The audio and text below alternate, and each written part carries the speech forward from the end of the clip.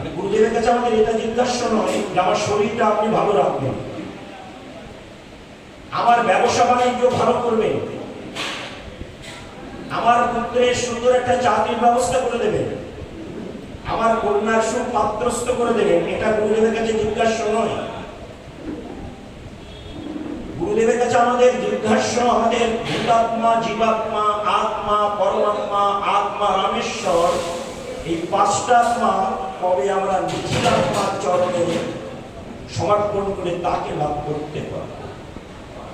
লবধা সুদুর্লভমিদং ভূসম্ভবন্তে দুর্লভম যদেতু না পতেতু অনিমিত্ত যাবৎ নিঃস্রসার বিষয়ক্ষর পর্বতস্য। শ্রীমদ্ ভাগবত বললেন যে আমরা একটা জন্মের দ্বারাই মনুষ্য জন্ম পাইনি। লবধা সুদুর্লভমিদং ভূসম্ভবন্তে, বহু জন্ম জন্মান্তরের তপস্যার প্রভাবে আমরা এবার মনুষ্য জন্ম লাভ করেছি। স্থাবরম বিংশতি লক্ষম জলজম নবলক্ষকম পূর্ণশ্চ নবলক্ষকম দশলক্ষক পক্ষিণ ত্রিংশ লক্ষক পশুনাঞ্চ চতুর্লক্ষক বানর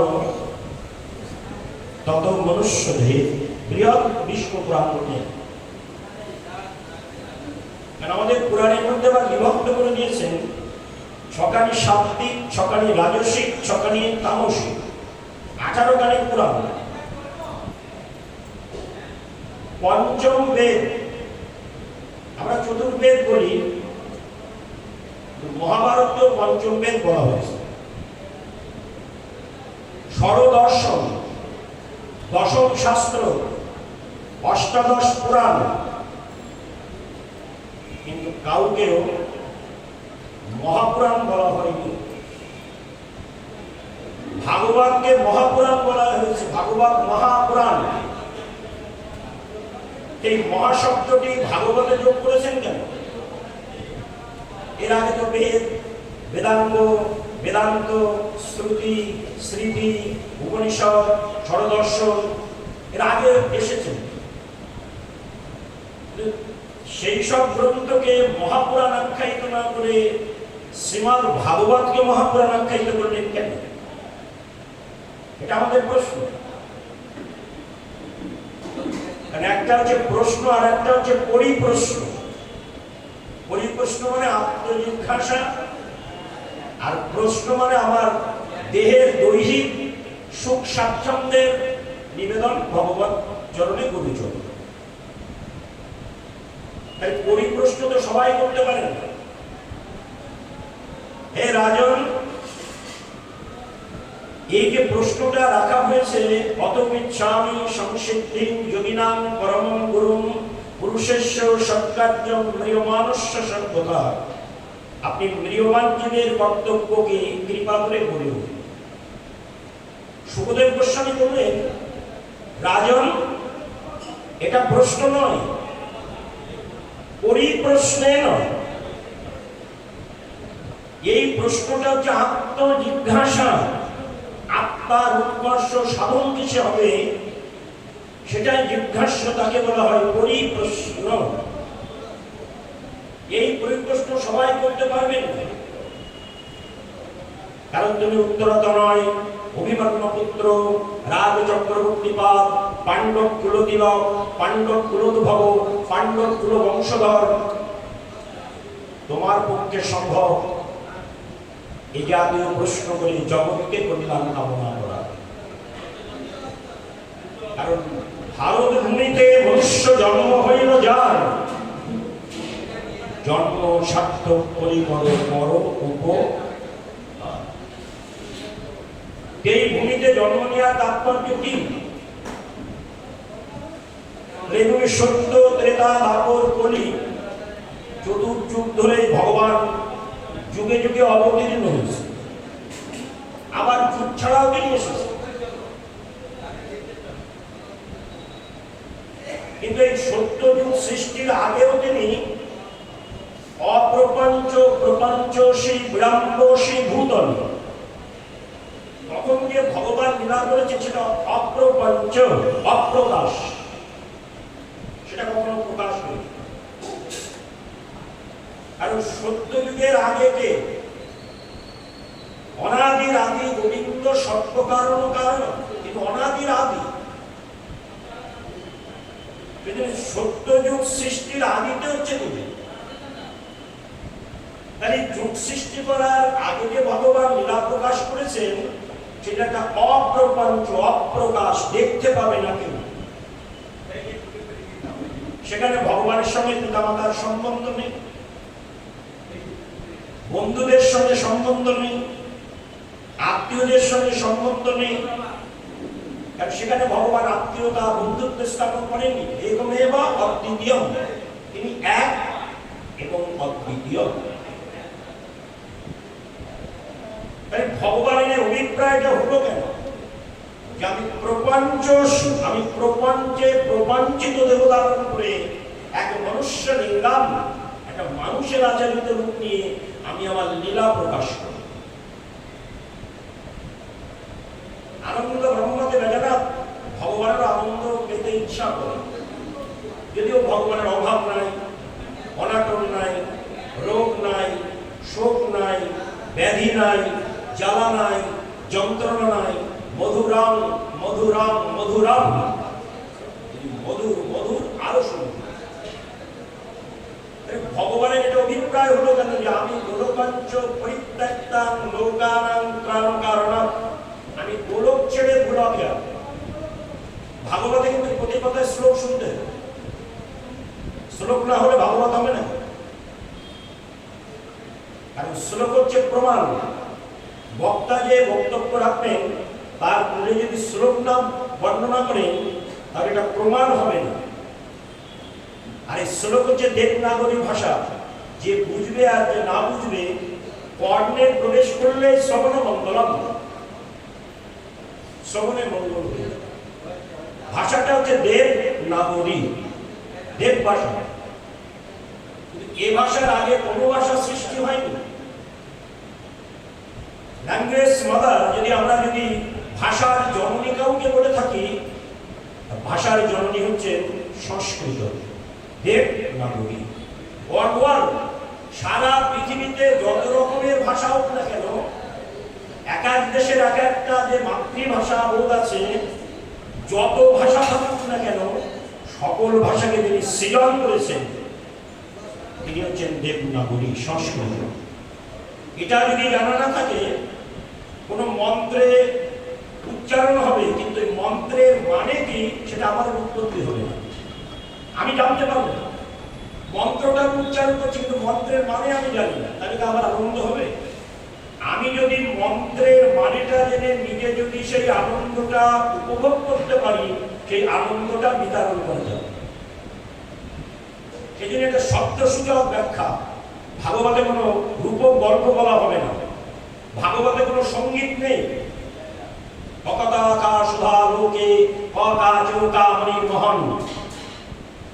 বহুদিন ধরে এখানে অনুষ্ঠান হচ্ছে কিন্তু আমার সর্বপ্রথম করা করি না। অনেক বংশধররা আসে, নিত্যানন্দ বংশধর, বংশাবতাংশ, কিন্তু এবার কৃপা করে আমি অদ্বৈত বংশাবতাংশ এসেছি। দুর্লভ মনুষ্য দেহে দেহিনাম ধনুভঙ্গুর তত্রাপি দুর্লভে মন্যে বৈকুণ্ঠে প্রিয়দর্শন। এই নামযজ্ঞের প্রথম যদি সূত্রপাত হয়, অদ্বৈত তত্ত্ব নিরূপণ যদি আমরা না জানি, তাহলে নামযজ্ঞ হবে না। নিতাই যাদের এখানে ভূমিকা নেই, অদ্বৈতের ভূমিকা রয়েছে, এটা আমাদের একটু ভালো করে জানতে হবে। কিন্তু আমার সময় তো সংকীর্ণ, বেশি সময় তো হবে না, সব বিস্তারিত আলোচনা করা যাবে না, তবে জানতে হবে। দুর্লভ মনুষ্য দেহে কেন ভাগবতের মধ্যে সঙ্গীত প্রবেশ করানো হয়নি?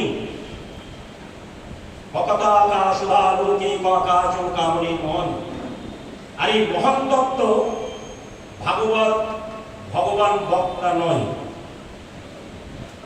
শ্রীমৎ ভগবত গীতায় ভগবানের মুখনিঃসৃত বাণী বক্তা, কিন্তু যশোদানন্দন নয়, নট দ্যাট যশোদানন্দন, দেবকী নন্দন। অনেক কথা শুনতে গেছে, আমরা বৈষ্ণব তত্ত্ব প্রকাশ করি তো।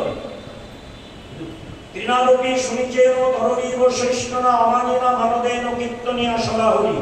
বৈষ্ণব শব্দের অর্থ কি? ব্রাহ্মণ শব্দের অর্থ কি? ভাগবত শব্দের অর্থ কি? আগে অর্থ বোধ করতে হবে আমাদের, তবে তার কথা পরে শুনতে, তাহলে আমরা সম্মান প্রদর্শন করতে পারবো। এই জন্য ল্যাঙ্গুয়েজ মাদার যদি বলি আমরা সংস্কৃতকে বলি, এটা যদি না জানা থাকি ঘটস্থাপন, স্বস্তি বাচন, শান্তি মন্ত্র, ধ্যান মন্ত্র, ভগবানের প্রণাম মন্ত্র, ভগবানের নিবেদন মন্ত্র সব কিন্তু দেবনাগরী ভাষা প্রকাশ করা হয়েছে সংস্কৃত সংস্কৃত। খুব সুন্দর করে এটা জানতে, তাহলে আমরা জানতে পারবো যে সংস্কৃতের এত গুরুত্ব কেন। যদি সংস্কৃত না জানি বাংলা ভাষা ব্যবহার করতে পারবো না, শুদ্ধ বাংলা উচ্চারণ করতে পারবো না। যদি আমরা বলি বাংলা খুব কঠিন, যদি সংস্কৃত জানা থাকে বাংলা মোটেই কঠিন নয়, বাংলা অত্যন্ত সহজ। কিন্তু আমি যদি সংস্কৃত না জানি তাহলে বাংলাকে আমি কঠিন বলবো, বেঙ্গলি। কিন্তু সংস্কৃত অর্থাৎ সংস্কৃত যে এত তাৎপর্য বিষয়, বলছে কেউ যদি না বোঝে তার কর্মে যদি তুমি শ্লোকটা প্রবেশ করে দাও, ওই মন্ত্রের মননাথ ত্রায়তে জহি সমন্ত্রিত করতে হবে। শ্রুতি বললেন যে মন্ত্র অবিরাম চিন্তনে, অবিরাম শ্রবণে জীবের সর্ব মঙ্গল হয়, তার নাম হচ্ছে মন্ত্র। আর এই মন্ত্রের চারটে ধাপ আছে, উদত্ত, ঔদত্ত, পাণিনি আর ব্যাকরণ। এই চারটে ধাপ দিতে হবে মন্ত্র। চারটে ধাপ যদি এক জায়গায় দেওয়া যায়, একটা শুদ্ধ মন্ত্র মন্ত্র বদন্ত উচ্চারিত হবে, নচেত মন্ত্র উচ্চারণ হবে। এই জন্য সংস্কৃত সকল ভাষার জননী। কিন্তু আমরা যে সমাজে বাস করছি সেই সমাজপতিরা এই ভাষাটাকে গুরুত্ব দেননি। এখন যদি আমাদের ছেলে মেয়েদের বলি যে তোমরা সংস্কৃত শেখো, ছেলেমেয়েরা কি করবে? ডেড ল্যাঙ্গুয়েজ, ভাষাটা বেঁচে নেই, ভাষাটা মারা গেছে, ডেড ল্যাঙ্গুয়েজ করে চালিয়ে দেবে। কিন্তু আমরা যদি এই ভাষাটাকে পুনর্জাগরণ না করতে পারি, বাংলাকে আমরা ব্যবহার করতে পারবো না, কোনো মন্ত্র উচ্চারণ করতে পারবো না। এক একটা মন্ত্র উচ্চারণ যদি ভুল হয় তার অনুপ্রাস দোষ হবে, ক্রমভঙ্গ দোষ হবে, পুনরুক্তি দোষ হবে, সমাস থাকবে না, আর এই শ্লোক ছাড়কার হয়ে যাবে। আর এই মন্ত্রে আমাদের কল্যাণের পরিবর্তে অশান্তি জ্বালা যন্ত্রণায় ভরে যাবে।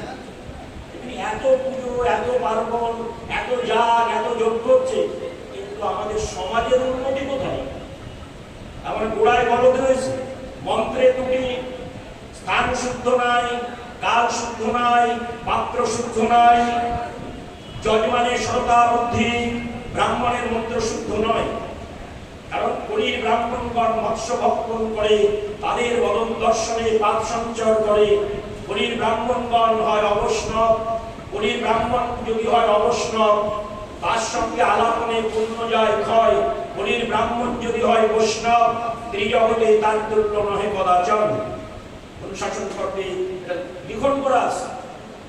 কিন্তু কলির ব্রাহ্মণ মৎস্য ভক্ষণ করবে, মৎস্য ভক্ষণ করবে, মাংস ভক্ষণ করবে, মদ্যপান করবে, তাদের বদলে মন্ত্র উচ্চারণে তাহলে কি হবে? সংস্কার তো থাকবে। সেজন্য দুর্লভ মনুষ্য দেহে দেহিনাম ব্রহ্মপুরা তত্রাপি দুর্লভে গণ্যে বৈকুণ্ঠেন্দ্র দর্শনম। আমাদের জানতে হবে যে দুর্লভ জন্মটা কেন পেয়েছি, কাকে পাওয়ার জন্য, ছিলাম কোথায়, এলাম কোথায়, কি মোর কর্তব্য, কর্তব্য অন্যথা কর্তব্য, অবশ্য কর্তব্য কি। ভাগবতে আমরা এসে একটু গল্পটা করে চলে যাব, একটা উপাখ্যান করব, কিন্তু এটা ভাগবত নয়। ভাগবতের প্রতি অক্ষরে অক্ষরে শ্লোক ব্যবহার করতে হবে, দেবনাগরী ভাষাগুলো প্রবেশ করতে বললেন। কারণ যেখানে আছে 18,000 শ্লোক, 335টি অধ্যায়, ভাগবতের 10টা লক্ষণ, স্বর্গ, বিসর্গ, উটি, মন্বন্তর, ঈশান কথা, নিরোধ, পোষণ, মুক্তি, আশ্রয়। আমরা একটার দিকেও যাই না। এই যে ভাগবতের যে 10টা লক্ষণ রয়েছে বলে ভাগবত মহাপুরাণ নামে অভিহিত রয়েছে। এই 10টা লক্ষণ যদি ভাগবতে না দেওয়া হতো, তাহলে ভাগবতকে মহাপুরাণ বলে আখ্যায়িত করা হতো না। এই 10টা লক্ষণের প্রথমে যে অত্র সর্ব বিশারদস্য, সর্ব দন্তস্ব বয়রের, দন্তস্ব বয়রের দেওয়া হবে। এখানে এই সর্বটা মানে সৃষ্টি, বিসর্গ মানে প্রলয়, স্থান মানে শ্রী গোবিন্দের লীলাভূমি। এই তত্ত্বগুলো দেওয়া আছে, কিন্তু এখন এইসব আসল তত্ত্বগুলো এখন তো প্রকাশ করতে চায় না, কারণ শ্রবণ করার ব্যক্তি অভাব, পরিবেশন করার ব্যক্তি অভাব। ভাগবত ভগবান নিজের মুখে প্রকাশ করেননি। বেদ ভগবানের বিশ্বাস, বেদান্ত ভগবানের তাৎপর্য, শ্রীমদ্ ভগবদ গীতা উপনিষদ বাণী। কিন্তু শ্রীমদ্ ভাগবত সাক্ষাৎ ভগবান স্বয়ং। ভগবান এখানে বক্তা হতে চান। অকাতাকা সুধা লোকে গকা চোখা মণিমোহন, এই যে মহান তত্ত্ব সুধা, এ কাশ নয়, কাঞ্চন নয়, কামিনী নয়, এ সুধা। ছিন্নতাং সকতা কৃষ্ণম পণ্যশ্রবণ কীর্তনম হৃদন্তস্ত জগদরানি বিদুনোতি সুদীক্ষতম। যদি একবার কর্ণে প্রবেশ করে সমস্ত অশান্ত ইন্দ্রিয়গণকে শান্ত করে দিতে পারবে। সেই সুধা। ভগবান বলছেন এখানে আমি বক্তা নয়, এখানে আমি শ্রোতা। এই শ্রোতার মধ্যে ভগবান স্বয়ং আছেন। ভগবান সংকল্প করেছেন যে আমি আমার কথা আমি শ্রোতা হয়ে আস্বাদন করব। কিন্তু আমরা এই ভাগবত আসলে দেখি এখানে তো চেয়ার কথা, এখানে সবাই এসে চেয়ারে বসে। এটা একটা কথা আছে যে এটা প্রায় উপবেশন, আর এটা হচ্ছে ব্যাসাসন। বক্তা বলবেন ব্যাসাসনে, শ্রোতা বলবেন প্রায় উপবেশনে। কোনটা প্রায় উপবেশন আর কোনটা ব্যাসাসন, এটা তো আমরা নির্ণয় করি। এই জন্য ভগবান বলছেন যে আমার অভিন্ন তত্ত্ব অক্ষর ব্রহ্ম বাদময়ী মুক্তি ভাগবত ব্যাসাসনে থাকবে। কিন্তু আমি ভগবান হয়েও আমার কথা আমি শ্রোতার মধ্যে বসে আস্বাদন করব। তিনি আসনটা গুরুত্ব দেন না। আমাদের একটু তো শিক্ষামূলক কথা বলতে হবে, না হলে তো মানুষ বুঝবে না। বলতে হবে, যদি কেউ মানুক আর না মানুক সবাই কৃষ্ণ দাস, যে না মানে তার পাপে সে হয়ে যায় নাশ। তত্ত্বটা জানতে হবে কি তত্ত্ব। কিন্তু এখানে কোন রকমের সঙ্গীত প্রবেশ করা হয়নি। ভাগবতে যে ভাগবত বলতে গান করবো সংস্কার দেওয়া হয়নি, কারণ এটা কথা, ভাগবতীয় কথা, পদাবলী কীর্তন, নাম সংকীর্তন, প্রত্যেকটা কথার তাৎপর্য গুরুত্ব মানে রয়েছে। পদাবলী কীর্তন, পদাবলী সংকীর্তন নয়, নাম সংকীর্তন। আপনি যদি ভাগবত কথার মধ্যে সঙ্গীত প্রবেশ করান, ভাগবতের যে মাধুর্য রস, সে রসটা থাকবে না। কারণ এই রস এত বড় তাৎপর্য, স্বর্গে সত্যে চ কৈলাসে বৈকুণ্ঠে নস্ত্রয়ং রস অত বিভক্তি শতভাগা মামশ্চন্ত করছি। স্বর্গে দেওয়া নেই। স্বর্গে যে দেবতাগণ বাস করছে সেখানে ভাগবত কথা নেই। জনলোকে নেই, তপলোকে নেই, সত্যলোকে নেই, ব্রহ্মলোকে নেই, বৈকুণ্ঠে নেই, কৈলাস পর্বতে নেই। স্বর্গে সত্যে চ কৈলাসে বৈকুণ্ঠে নস্ত্রয়ং রস অত বিভক্তি শতভাগা মামশ্চন্ত করছি। বৃহৎ বিষ্ণু পুরাণ বললেন এ কথা স্বর্গে দেওয়া নেই, জনলোকে নেই, মহলোকে নেই, তপলোকে নেই, সত্যলোকে নেই, ব্রহ্মলোকে নেই, কৈলাস পর্বতে নেই। অতল, বিতল, পাতাল, তলতল, সুতল, ভূতল, মহাতলে নেই। ময়ি ভক্তির হি ভূতানাম অমৃত তপ্তায় কল্পতে। সূত্র গ্রন্থ বললেন আমাদের কর্ম সৌভাগ্য, সে কথাটা আমরা মত্ত লোকে পেয়েছি। যে লোকে জন্ম নিলে মৃত্যুবরণ করতে হবে, ইয়াদস্য হে ধ্রুবাং মৃত্যু ধ্রুবাং জন্ম মৃতস্য চ, সেই লোকে আমরা পেলাম অমৃত তত্ত্ব, যা দেবতাগণ বঞ্চিত, কিন্নরগণ, গন্ধর্বগণ সেসব জায়গায় দেওয়া হয় না। আমরা যদি মনে করি যে মৃত্যুর পরে স্বর্গে বাস করব, স্বর্গে হরিভক্ত নেই, হরি ভজন নেই, হরি কথা নাই, হরি নাম নাই, স্বর্গে আমরা আবিজন্ত সুখ পাবো, কিন্তু আমাদের ভূতাত্মা, জীবাত্মা, আত্মা, পরমাত্মা, আত্মারামেশ্বর, পঞ্চ আত্মার সুখের কোন বিধান স্বর্গে নেই। এই পঞ্চ আত্মার সুখের বিধান একমাত্র এই মত্ত লোকে। এই লোকটার নাম ভূলোক। ভগবান হচ্ছে দুটো লোকে লীলা করবে, একটা গোলক অপ্রপঞ্চ, একটা ভূলোক প্রপঞ্চ। গোলকে অপ্রকাশ থাকব, ভূলোকে প্রকাশ থাকব। তথাপিও অদ্যাবধি যেই লীলা করে শ্যামরায়, কোন কোন ভাগ্যবানে তাহা দেখিবারে পায়। আমি যদিও প্রকাশ্যে লীলা করব, তথাপি এই লীলা সবাই দর্শন করতে পারবে না। কেন পারবে না? এক চন্দ্র, দুয়ে পক্ষ, তিনে নেত্র। ঈশ্বরচন্দ্র বিদ্যাসাগর ফলন দিয়েছেন, কবির কথা একটু তুলে ধরব। চন্দ্র এক, পক্ষ দুই, কিন্তু নেত্র তিন। তিনে নেত্র, নেত্র মানে নয়ন, কিন্তু আমাদের তো দুটো করে নেত্র। আর একটা নেত্র বোধহয় নবধা সুদুর্লভমিদং বহুসম্ভবন্তে তরুণং যদিতো নাপতেতো নমিত্য যাব নিঃস্রসার বিষয়ক্ষণ পর্বতস্য। আমাদের অনাদিকাল থেকে অনন্তকাল কামনা বাসনা বিষয় মনের অবচেতনে স্তূপীকৃত হয়ে আছে, মনও জানতে পারেনি। এত বিষয় বৈভব এই অবচেতনে অবস্থান করেছে।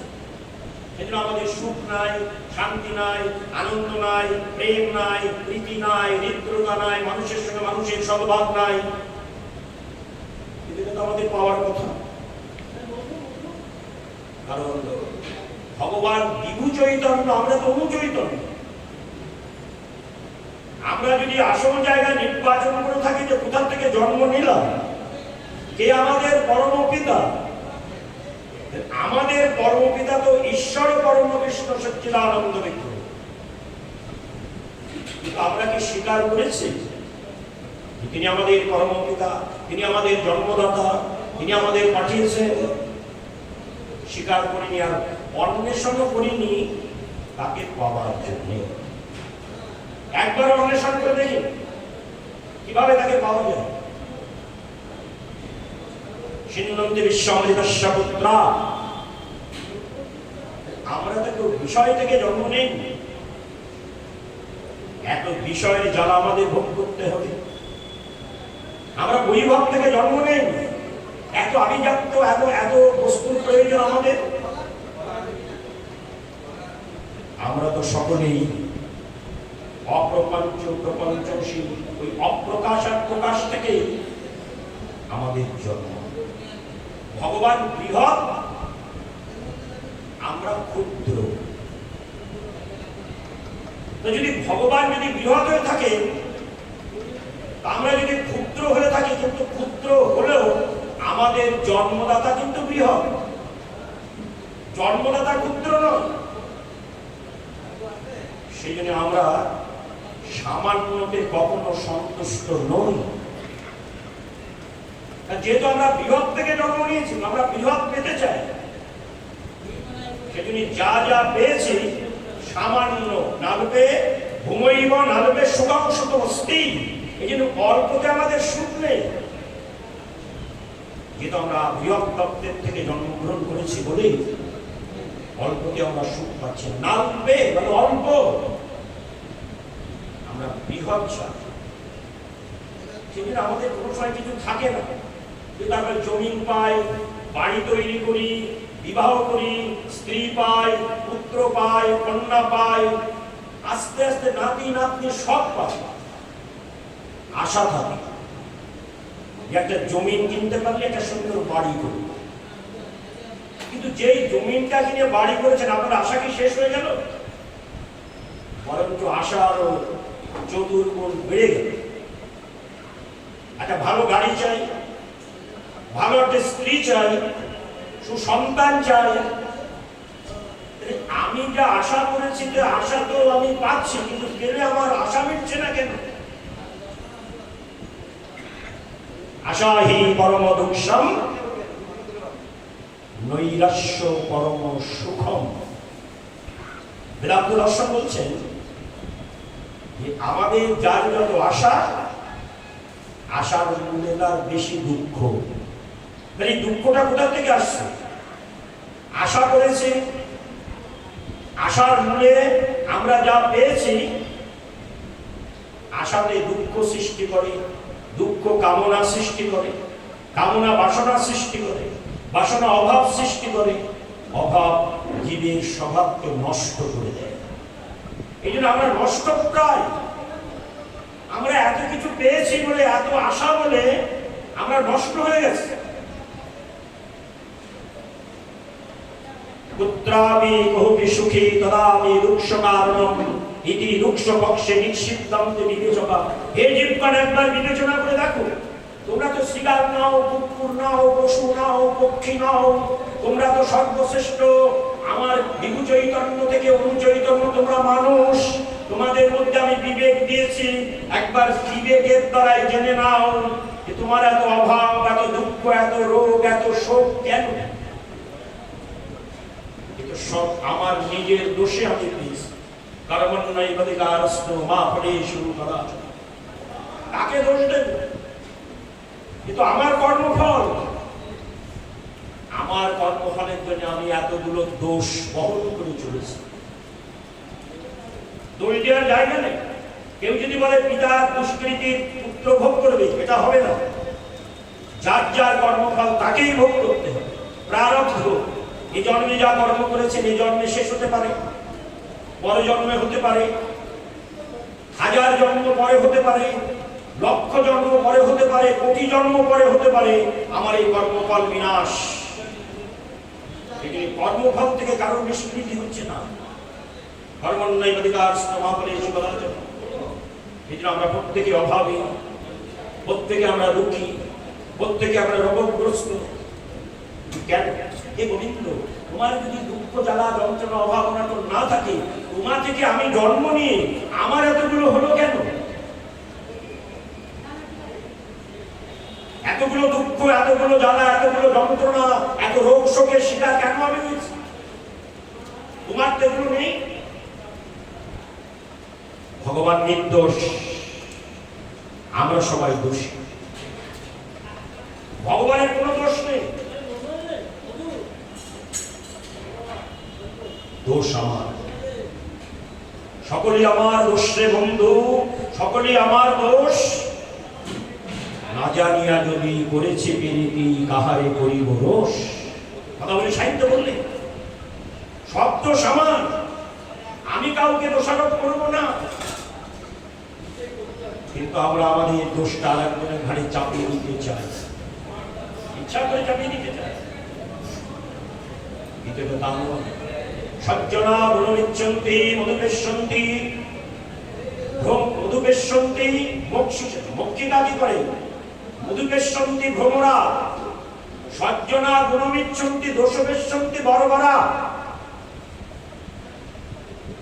পণ্ডিত শাস্ত্রে বললেন, চাণক্য পণ্ডিত মহাশয় বললেন, সজ্জনা গুণমিচ্ছন্তি। কেন আমরা সজ্জনার সঙ্গ করতে, ভাগবত কথা শ্রবণ করতে এসেছি? এটা নিয়ে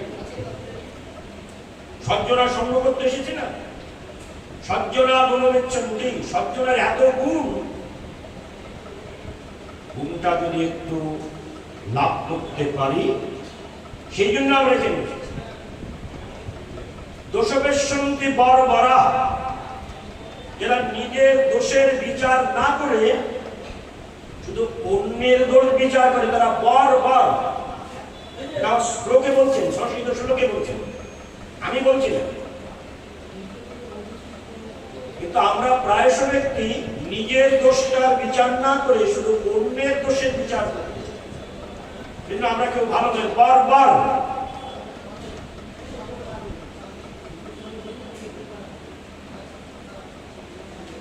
মক্ষিকা প্রণমিচ্ছন্তি। মাছি, মক্ষিকা মানে মাছি। মাছির স্বভাব কি? নোংরা আবর্জনায় বদলে। মানুষের গাত্রে গায়ে যদি এসে মাছি বসে, মাছি কিন্তু বেশিক্ষণ থাকবে না। যদি ওই গাত্রে যদি ক্ষতনালী থেকে যায়, ওই ক্ষতনালীর দূষিত রক্ত মাছি পান করবে, কিন্তু যদি ক্ষতনালী না পায় তাহলে মাছি বেশিক্ষণ এখানে থাকবে না। মধু পেশন্তি ভ্রমরা। ভ্রমর কি করবে? ভ্রমর কি নোংরা আবর্জনায় বলবে? মৌমাছি কি নোংরা আবর্জনায় বলবে? তারা ছুটে যাবে কোথায় পুষ্প প্রস্ফুটিত হয়েছে, কোন বৃক্ষে পুষ্প প্রস্ফুটিত হয়েছে, কোন বৃক্ষে ফুলটা ফুটে উঠেছে, সেই ফুলের মধু আস্বাদন করতে ছুটবে ভ্রমর মৌমাছি। আমরা এখানে কেন এলাম? আমরা কি মাছির স্বভাব নিতে না? আমরা মৌমাছি অথবা ভ্রমরের স্বভাব গ্রহণ করতে এলাম। এটা বিচার করতে হবে। এখানে আসার উদ্দেশ্য কি? হয় মাছি পরিবর্তন করে মৌমাছির স্বভাব নেব, ভ্রমরের স্বভাব গ্রহণ করব। সেই জন্য আমরা এসেছি ভক্তিস্তু ভগবত ভক্ত সঙ্গীনাং পরিযায়তে তৎসঙ্গ প্রাপ্যতে পুংভি সুকৃতি পুষ্পসঞ্চিত। আমরা প্রত্যেকেই পূর্ব জন্মের সুকৃতি নিয়েই এখানে আমরা এসেছি। যদি আমরা কেউ বলি আমার সুকৃতি নেই, ভুল হইল। এবং বিশেষ করে ভারত ভূমিতে জন্ম, যে ভূমিতে যুগ যুগান্তরে ভগবান পদার্পণ করেছেন, সেই ভূমিতে আমার জন্ম। জন্মসূত্রে আমার স্বীকৃতি, কর্মসূত্রে আমার স্বীকৃতি। কিন্তু সেই স্বীকৃতির উপর লবদা সুদুর্লভ মিদাম বহু সম্ভব আন্তে দুর্নম যদি তোরা প্রতীত অনুমিত্ত যাব নিঃস্রসার বিষয়ক্ষণ পর্বতস্য। সেই স্বীকৃতির উপর কামনা বাসনার বিষয় চাপা দিয়ে আমাদের প্রত্যেকের স্বীকৃতি আছে, কিন্তু স্বীকৃতিটা চাপা পড়ে আছে। সেই স্বীকৃতিকে যদি আমরা উদ্ভাসিত না করাতে পারি, আজীবনকাল আমরা দুঃখ জ্বালা যন্ত্রণার শিকার হয়ে থাকবো। আর যদি সেই স্বীকৃতিটা যদি আমরা জাগরণ করাতে পারি, তবে আমাদের মনুষ্য জন্মে পশুত্ব ব্যক্তি দূরীভূত করে আমরা মনুষ্যত্বের বিকাশ ঘটাতে পারব। সেই জন্য আমাদের দরকার কি? আশ্রয় লইয়া ভজে তারে কৃষ্ণ নাহি ত্যাজে আর সব মরে অকারণ। আমাদের একটা আশ্রয় শ্রী গুরু চরণে রতি। শ্রী গুরুদেব। কেউ কেউ বলছে আমার তো বাবা পিতা আছে, মাতা আছে, আমার আবার গুরুকরণের প্রয়োজন কি? পিতা মাতার সঙ্গে আমাদের যে সদ্ভাব জড় জগতে, আর গুরুদেবের সঙ্গে আমাদের সদ্ভাব পারমার্থিক জগতে। গুরুদেবের সঙ্গে জড় জগতের সম্বন্ধ নয়, পারমার্থিক জগতের সম্বন্ধ। যেজন্য আমাদের গুরুকরণ করা দরকার। মনরা ত্রয়তে জহি সমন্বিত গচ্ছতি। গুরুদেব আমাদের মন্ত্র দান করেন। দীক্ষা বলি না, দীক্ষা শব্দে দদাতি দান। সেই ক্ষয়, যিনি অনাদিকাল থেকে অনন্তকাল জীবের মধ্যে পাপ রাশিকে ক্ষয় করে দিয়ে যিনি দান করেন মন্ত্র। সেজন্য আমাদের গুরুকরণ একান্ত প্রয়োজন। কেন অদীক্ষিতং লোকানং দোষং তথা বরানমে অন্নবিষ্টাং জলমূত্রং কর্মনিষ্ফলা হবে। অদীক্ষিত ব্যক্তির হাতের জল পুত্রবৎ, অদীক্ষিত ব্যক্তির হাতের অন্ন বিষ্টা সম, অদীক্ষিত ব্যক্তির কর্মটা নিষ্ফলা হবে, নিষ্ফল। এই জন্য আমাদের সংস্কৃতিতে সনাতন ধর্মাবলম্বী আমরা আমাদের দীক্ষার বিশেষত্ব, এটা যদি আমাদের না হয়, গুরু কৃপা হি কেবলম, গুরুদেব যদি আমাদের কৃপা পরিশ্রম না করেন, তাহলে আমরা ঘোর বিষয় সংসার কামনা বাসনা থেকে আমাদের নিষ্কৃতি হওয়ার কোনো সম্ভাবনা নাই।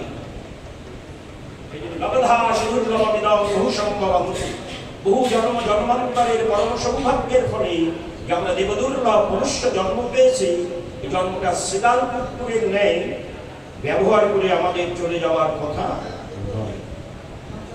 শ্রীমদ্ ভাগবত এসেছে। প্রথমে বলেছি ভাগবত মহাপুরাণ কেন আখ্যায়িত হয়েছে? সেই ভাগবত ভগবান কৃপা করে স্বর্গে সত্যে চ কৈলাসে বৈকুণ্ঠে নস্তয়ং রস অত বিবন্তি শতভাগা মা মানুষ চিন্তিত করছে। সেই ভাগবত কিন্তু স্বর্গে নেই, জনলোক মহালোক নবলোক সত্যলোক অতিক্রম করে উপেক্ষা করে সেই ভাগবতকে ময়ী ভক্তির হি ভূদানম অমৃত তত্ত্বই কল্পতে, এই অমৃত লোক অর্থাৎ এই মর্ত লোকেই দান করে রয়েছে। এত সুন্দর সুযোগ পেয়েও যদি আমরা তব কথামৃতম তত্ত্বেবনাম কবিভিরীড়িতং কলমশাপহম শ্রবণ মঙ্গলম, যদি সে কথা যদি শ্রবণে না করি, তাহলে আমাদের এই দুঃখের শেষ নাই। দুঃখের সাগর থেকে আমরা উত্তীর্ণ হতে পারবো না।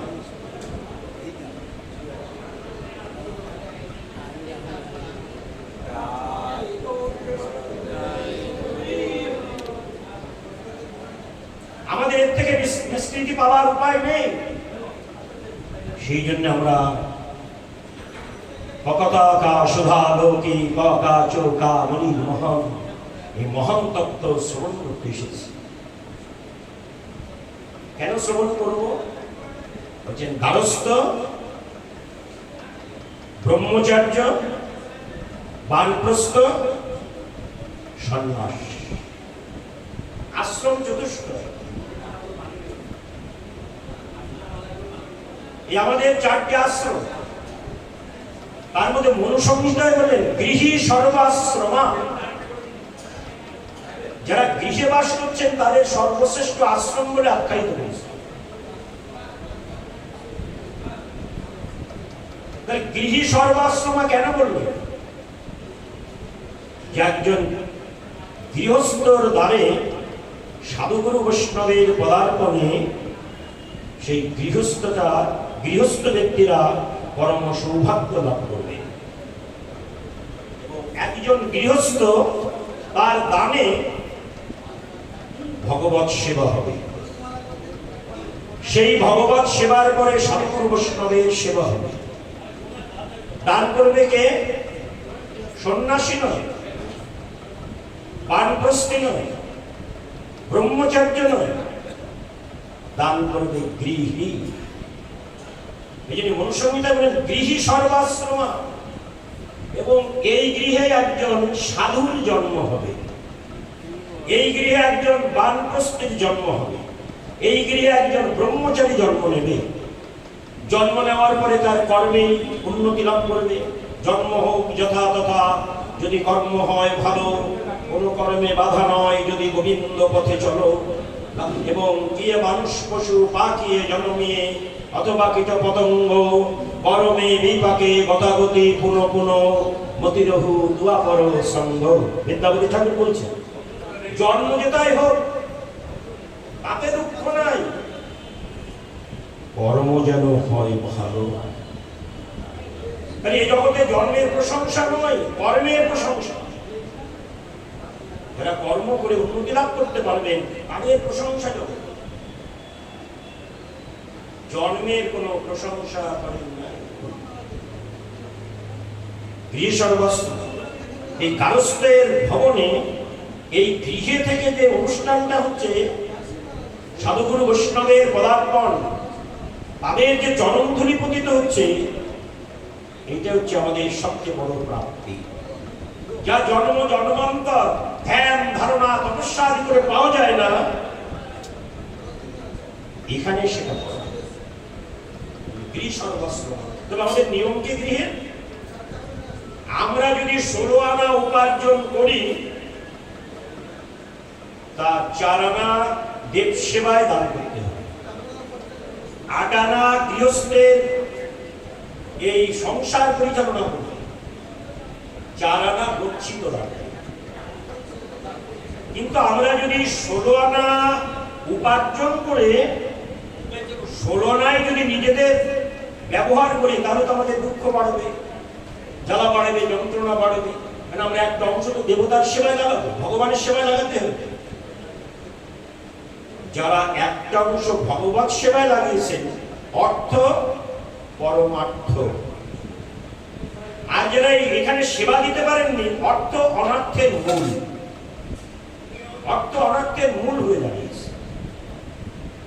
কিন্তু এই অর্থ অনার্থের মূল থেকে আমরা অর্থ পরমার্থের সন্ধানকারী, সেটা আমরা কিভাবে স্মরণ করতে পারি? তার জন্যই আমাদের অনন্ত কোটি শাস্ত্রের মধ্যে, আমাদের একটা শাস্ত্র নয়, 29 কোটি সনাতন ধর্মের শাস্ত্র কত? 29 কোটি। তার মধ্যে শ্রীমদ্ ভাগবত মহাপুরাণ হচ্ছে গ্রন্থ সম্রাট, গ্রন্থ সম্রাট শ্রীমদ্ ভাগবত। কারণ অন্যান্য গ্রন্থ ভগবানের অঙ্গ প্রত্যঙ্গ নিঃশ্বাস আদি, আর শ্রীমদ্ ভাগবত সাক্ষাৎ ভগবান। এই জন্য আমরা ভাগবত কথা শ্রবণ করতে, আর কি হবে? মৎ কথা বাচকম নিত্যম, মৎ কথা শ্রবণে রতম। এই কথা শ্রবণ করলে কি হবে? মাতৃঋণ, পিতৃঋণ, দেবঋণ, ঋষিঋণ, গুরুঋণ, 5টা ঋণ থেকে আমরা মুক্তি লাভ করতে পারবো শুধু হরি কথা শ্রবণ মঙ্গলম। এতেই যদি অবহেলা করেন, তাহলে তো আমাদের ঋণ শোধ করে থাক, কিন্তু আমরা আরো ঋণী হয়ে যাব। সেদিন শ্রবণ মঙ্গলম। প্রথম স্কন্ধ, দ্বিতীয় স্কন্ধ, যজদ, প্রথম দ্বিতীয়, ভগবানের দুখানি চরণ যুগল, দ্বিতীয় চতুর্থ গুরু যুগল, পঞ্চমে নাভিস্থ, ষষ্ঠে ভক্ষ কমল, সপ্তম অষ্টম বাহু যুগল, নবমে কণ্ঠস্থতা, দশমে প্রফুল্ল বদন, একাদশে ললাট পট্ট, দ্বাদশে শিব। ভাগবত যে 12 স্কন্ধ, একেবারে সাক্ষাৎ যেন বাগ্ময়ী মূর্তি স্বয়ং ভগবান। এই গ্রন্থ পুস্তক বই নয়। এই জন্য যখনই ভাগবত পদার্পণ করবেন আসলে, আসন থেকে সবাই দণ্ডায়মান হয়ে ভাগবতকে সম্মান জানাতে। কে আসছেন? সাক্ষাৎ ভগবান প্রবেশ করছেন। তবে তিনি মূর্তি ধারণ করে নয়, অক্ষর ব্রহ্মরূপ বাগ্ময়ী মূর্তি শ্রীমদ্ ভাগবত রূপে আসছেন। এত বড় সম্মান দিতে হবে আমাদের ভাগবতকে, বই পুস্তক নয়। যে যেখানে যে মতো অবস্থায় থাকবেন না কেন, উঠে দাঁড়ায় ভাগবতকে সম্মান প্রদর্শন করাতে। এই ভাগবত অনেক সৌভাগ্যের প্রভাবে আমরা মর্ত্যলোকে লাভ করেছি। তাও পরম্পরা, নিগম কল্পতরুর গণিতম ফলম সুখমুখদমৃত দ্রবসংযুতম পিবত ভাগবতম রসমময়ম মুহুরহ রসিকা ভুবি ভাব। ভগবান থেকে ব্রহ্মা, ব্রহ্মর্ষি উপাধি শুনুন। ব্রহ্মর্ষি থেকে দেবর্ষি, দেবর্ষি থেকে মহর্ষি, মহর্ষি থেকে পরমহংসী, পরমহংসী থেকে রাজর্ষি। আলাদা উপাধি রয়েছে, নাম আছে ব্রহ্মা কিন্তু ব্রহ্মর্ষি, নাম আছে নারদ দেবর্ষি, নাম আছে ব্যাসদেব মহর্ষি, নাম আছে শুকদেব পরমহংসী, নাম আছে পরীক্ষিত রাজর্ষি। ভাগবতের মূল কথাই বলি, কিন্তু আমরা তো এই গৃহে ভাগবত সমাপ্তির দিনে এসেছি, সমাপ্তির দিনে মূল কথা শোনা তো সঠিক নয়। ততএব আমাদের শ্রবণ করে রাখতে হবে যেটা উপাধি ছাড়া আসেন, আর এই উপাধিটাকে সৃষ্টি করতেই ওম ব্যাসায় বিষ্ণু রূপায় ব্যাস রূপায় বিষ্ণবে নমো বৈ ব্রহ্মবিদশে বশিষ্টায় নমো নমঃ আচতুর বদনম ব্রহ্ম দিবাহু অপর হরি অভাল লোচন সম্ভুত ভগবান বাদরায়ণ। ব্যাসদেবের একটা নাম বাদরায়ণ, শুকদেবের নাম বাদরায়ণী। বাদরায়ণ তনয় বাদরায়ণী, কথা তো অনেক পড়ে।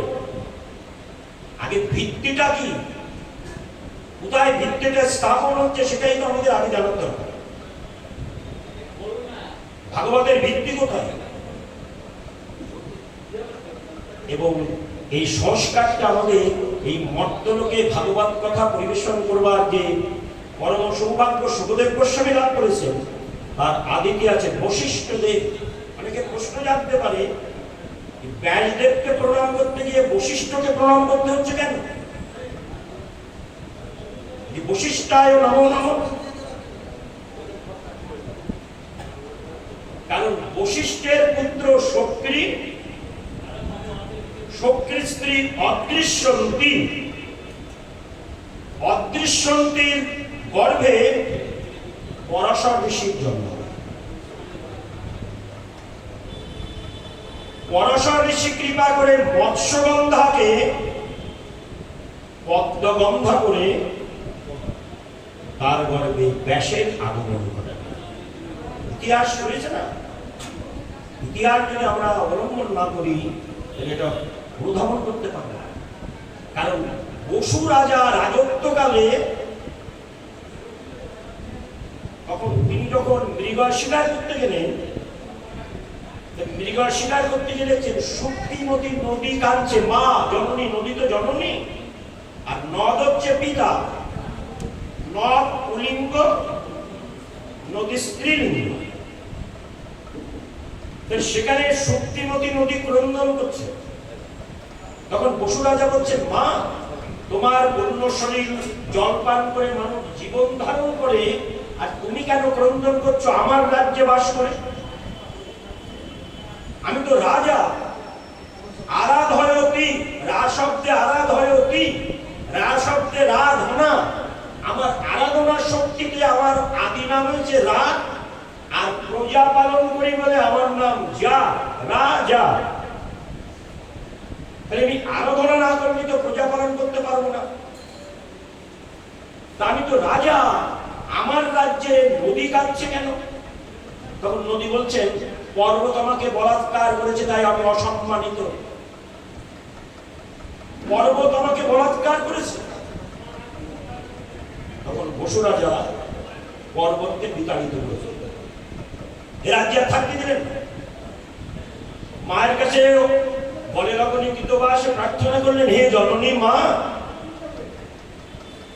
তুমি আমার অপরাধ ক্ষমা করে তুমি এই রাজ্যে বাস করো, আমি তোমার সম্মান রক্ষা করব। প্রতিশ্রুতি দিলেন রাজা, দিয়ে তিনি মৃগ শিকারে চলে গেলেন। মনের মধ্যে সব বৈচিত্র্য দর্শন করছে, স্থাবর জঙ্গম, কীট পতঙ্গ, পশু পক্ষী, পশু পক্ষীরাও সংসার করছে দেখেছে, তাদের সন্তান সন্ততি নিয়ে তারা খেলাধুলা করছে দেখেছে।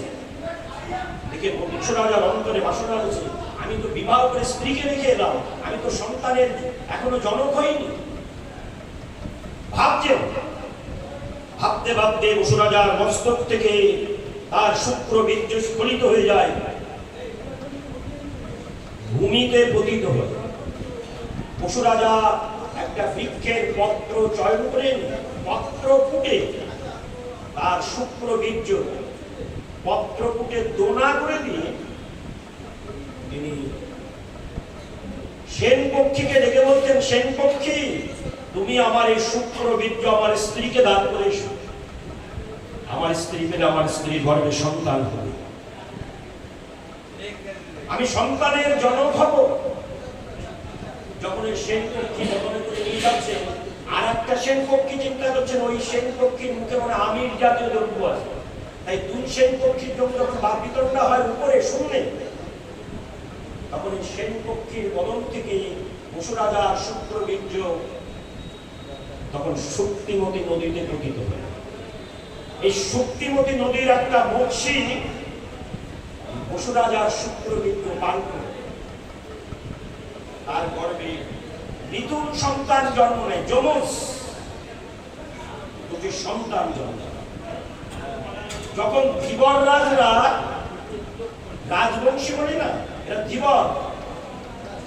আমরা যদি একটা ব্যক্তিকে যারা মাছ ধরে তাদের যদি বলে তুমি জেলে, কথাটা ভালো শোনা যাবে না।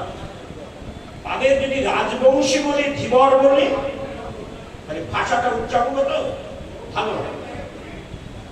একজন চুল কাটছে তাকে যদি নাপিত বলি তাহলে তার সম্মান হানি হবে। তাকে যদি বলি তুমি নর সুন্দর, তুমি মানুষকে সুন্দর করে দাও, তাই তোমার নাম নর সুন্দর। মহাপ্রভু নাম দিয়েছে, মধু পণ্ডিত মধু শীলকে দিয়েছিলেন, তুমি নর সুন্দর, তুমি আমাকে সুন্দর করে দিয়েছো, নর সুন্দর। ভাষাগুলো তো আমাদের মুখের ভাষাই তো সব। একটা ভাষায় মানুষের প্রাণ যায়, আর একটা ভাষায় মানুষ আত্মহত্যা থেকে বিরত হয়ে গোবিন্দ ভজন করতে পারে। মুখের ভাষায় সর্বস্ব, এই ভাষায় ক্ষয়, এই ভাষায় জয়। সুন্দর বদন আমাদের দিয়েছেন পান করেন তার গর্বের সন্তান। যখন ধীবর রাজরা জাল ফেললেন, জাল বিরাট মৎস্য, মানে তো দুয়ারটা এত বড় পেটটা, তখন বিধিগ্ন করে দেখলেন তার যদি যমজ দুটি সন্তান, মানুষের সন্তান, একটা কন্যা সন্তান, একটা পুত্র সন্তান। তখন ধীবর রাজরা রাজপ্রাসাদে নিয়ে গেলেন, বসু রাজার কাছে নিয়ে গেলেন। বসু রাজা ওই বদন দেখে চিনতে পারলেন, এ তো আমার শুক্র বীর্যের সন্তান, আমার আত্মজাত সন্তান। এই ধীবরদের বললেন, দেখো তোমরা তো দুটি সন্তান পেয়েছো, আমাকে পুত্র সন্তান দিয়ে যাও, তুমি কন্যা সন্তান তোমরা নিয়ে যাও। তখন এই কন্যা সন্তান ধীবর রাজদের দান করে। সেই ধীবর রাজা কন্যা সন্তানকে নিয়ে আসলেন। তার বাল্যকাল গেল, পৌগণ্ডকাল গেল, কৈশোর যখন চলে গেল, যখন যৌবন এলো, তথাপি ধীবর রাজা দেখছেন তার অঙ্গের তো মৎস্যের গন্ধ যাচ্ছে না, দিন দিন বন্ধ বেড়ে যাচ্ছে। তার নাম দিলেন যোজন গন্ধা, আরেকটা নাম দিলেন গন্ধ কালী। অঙ্গের বর্ণ কালো, অঙ্গে প্রচুর মৎস্যের গন্ধ, গন্ধ কালী। তাহলে মৎস্যগন্ধা, যোজন গন্ধা, গন্ধ কালী। বিবাহ হবে কি করে এত মৎস্যের গন্ধ যায়? তখন সকলে বললেন তাকে নৌকা বা খেয়াবার কাজে লাগিয়ে দেওয়া। ব্রাহ্ম মুহূর্তে মহাদেরা স্নান করতে আসেন, যদি কোনো মহাদের দৃষ্টিগোচর হয়, তার প্রতি যদি কৃপা দৃষ্টি নিক্ষেপ হয়, হয়তো তার অঙ্গের গন্ধ দূরীভূত হয়ে যেতে পারে।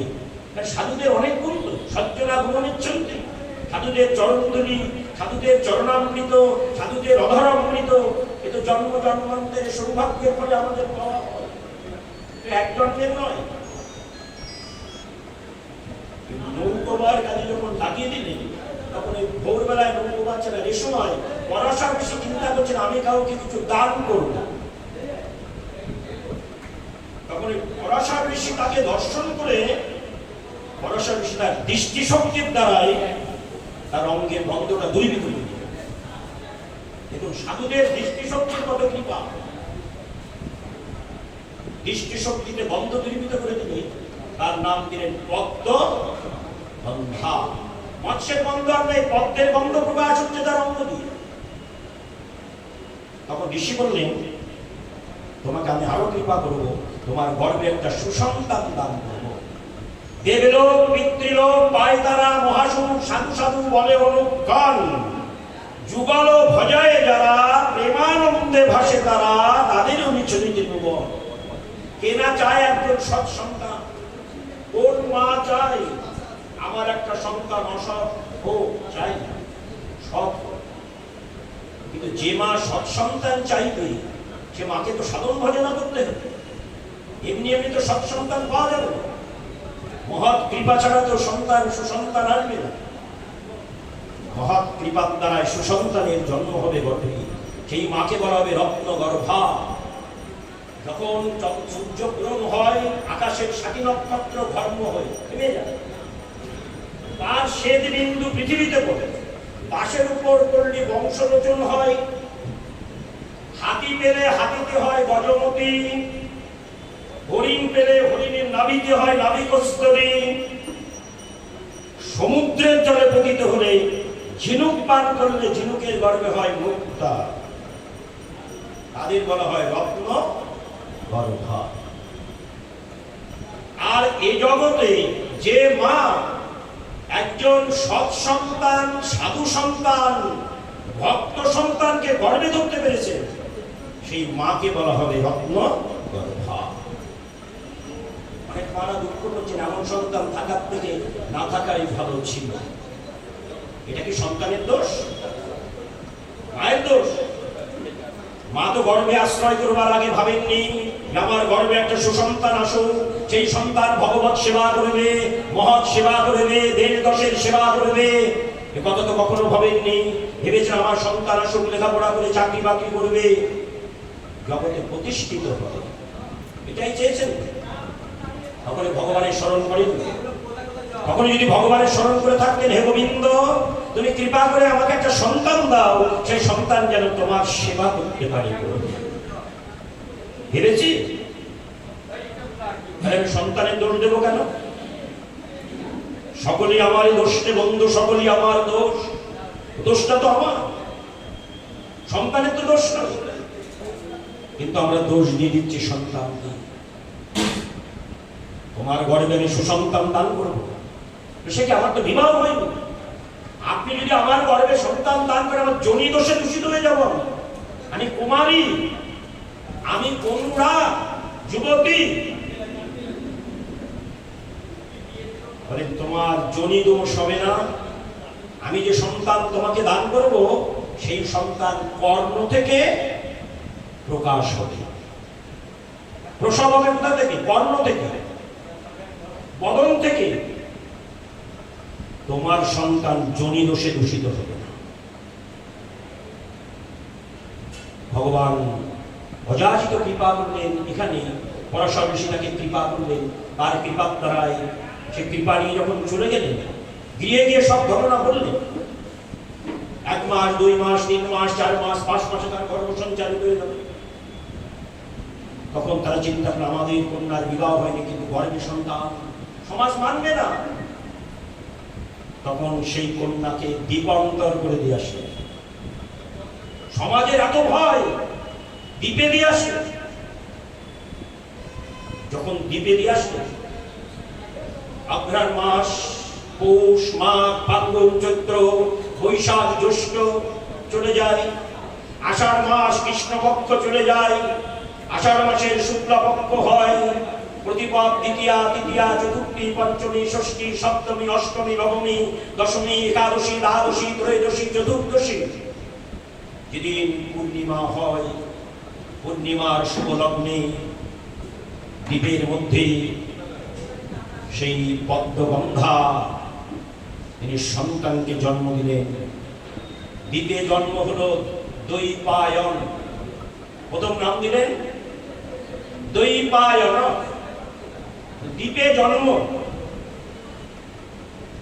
অঙ্গে বর্ণ কালো, নাম দিলেন কৃষ্ণ। কালক্রমে তিনি চলে আসলেন বদরী নারায়ণ। বদরিকাশ্রমে চলে আসেন, গভীর ধ্যানে মগ্ন হলেন। তিনি প্রথমে ঋগ্বেদ, আমাদের একটাই বেদ ছিল ঋগ্বেদকে ভাগ করে দিলেন। ঋগ, সাম, যজু, অথর্ব। বেদ চতুষ্টয় করাতে নাম নিলেন বেদব্যাস। তাহলে কৃষ্ণ দ্বৈপায়ন বেদব্যাস এই নাম নিয়ে তিনি সাধনা করতে লাগলেন। এই সাধনা করতে করতে করতে করতে কালক্রমে তিনি দেবর্ষী নারদ কর্তৃক এক চতুশ্লোকী ভাগবত পেলেন। ব্যাস তদীয়মাদ বিপরীত কুরু, এ ব্যাস যে তোমাকে আমি মহাসম্পদ দান করলাম তাকে তুমি বৃহৎ আকারে সাজাও। কিন্তু এই কথা তো ভগবান স্বয়ং কিন্তু ব্রহ্মাকে বলেছিলেন যে ব্রহ্মর্ষি তদীয়মাদ বিপরীত কুরু, আমি তোমাকে দিলাম তুমি সাজাও। কিন্তু ব্রহ্মা বলছে আমার গুণ রজ। ব্রহ্মার গুণ কি? রজগুণ। রজগুণে এই ভক্তি তত্ত্ব শ্রীমদ্ ভাগবতকে সাজানো সম্ভব নয়। কিন্তু বুদ্ধিমান তত্ত্বদর্শী, তখন তিনি চিন্তা করলেন আমি এমন কোন ব্যক্তিত্ব পাবো তাকে আমি দান করি। তখন তিনি দেবর্ষী নারদকে দিয়ে বলছিলেন যে দেবর্ষী তদীয়মাদ বিপরীত কুরু, 4টে শ্লোক তুমি তাকে বৃহৎ আকারে সাজাতে হবে। দেবর্ষী নারদ চিন্তা করেন চঞ্চলং হি মম কৃষ্ণ, আমি তো দক্ষ রাজার অভিশপ্ত। দক্ষ রাজার কাছে আমি অভিশপ্ত হয়েছি ক্ষণকাল অধিষ্ঠিত, আমি এক জায়গায় এক ক্ষণকাল থাকতে পারবো না, আমি চঞ্চল।